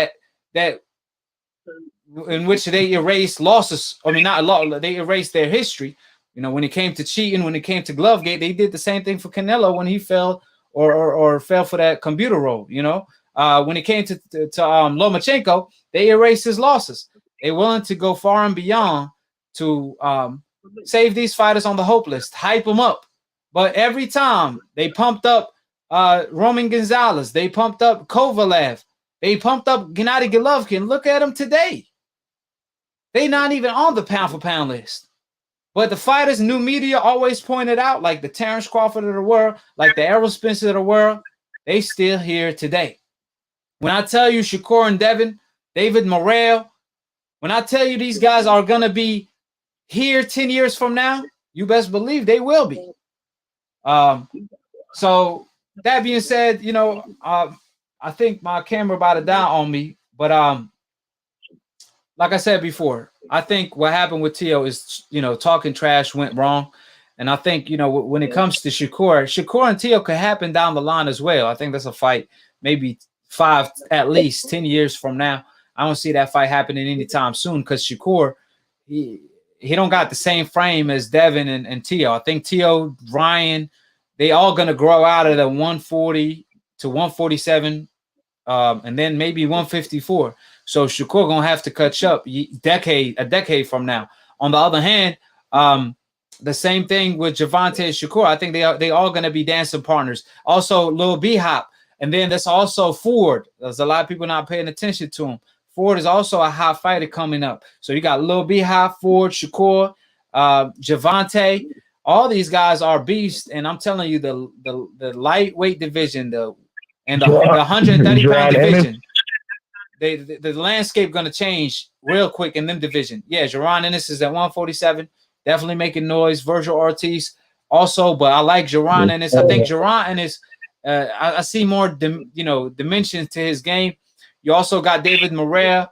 I think I'm telling you at 168, David Morrell, I'm telling you right now, he's definitely the future. A lot of people are not familiar with him, but tune in this Saturday night. Tune in, watch David Morrell on PBC, on Fox, FS1. I'm telling you, you guys are sleeping on the giant at 168. That's about to take over the division. I promise you that.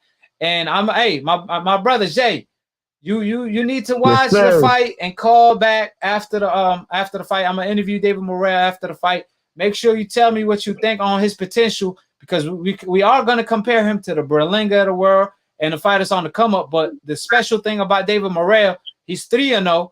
But he already stepped up. He already fought an undefeated 23-0 his last fight when he only had 2 fights. WBA interim champion of the world. Hey, you can't say less. You know what I'm saying? So I'm telling you, this man, he's the problem. You know what I'm saying? Call him the problem. Anybody can get it. But you could call me the can man, because anybody can get it. Africans, Americans, Dominicans, Mexicans, anybody can get it. Including Canelo. David Morrell made it clear that anybody can get it. But with that being said, I appreciate talking with you. My computer about to die, so let me go ahead and end the show as fast as I can. Yes, sir. Yes, sir. Well, my camera already died on me. So I'm going to go ahead. Appreciate everybody for tuning in. Subscribe. Click on the notification bell to get notified every time I post or go live on Split Decision.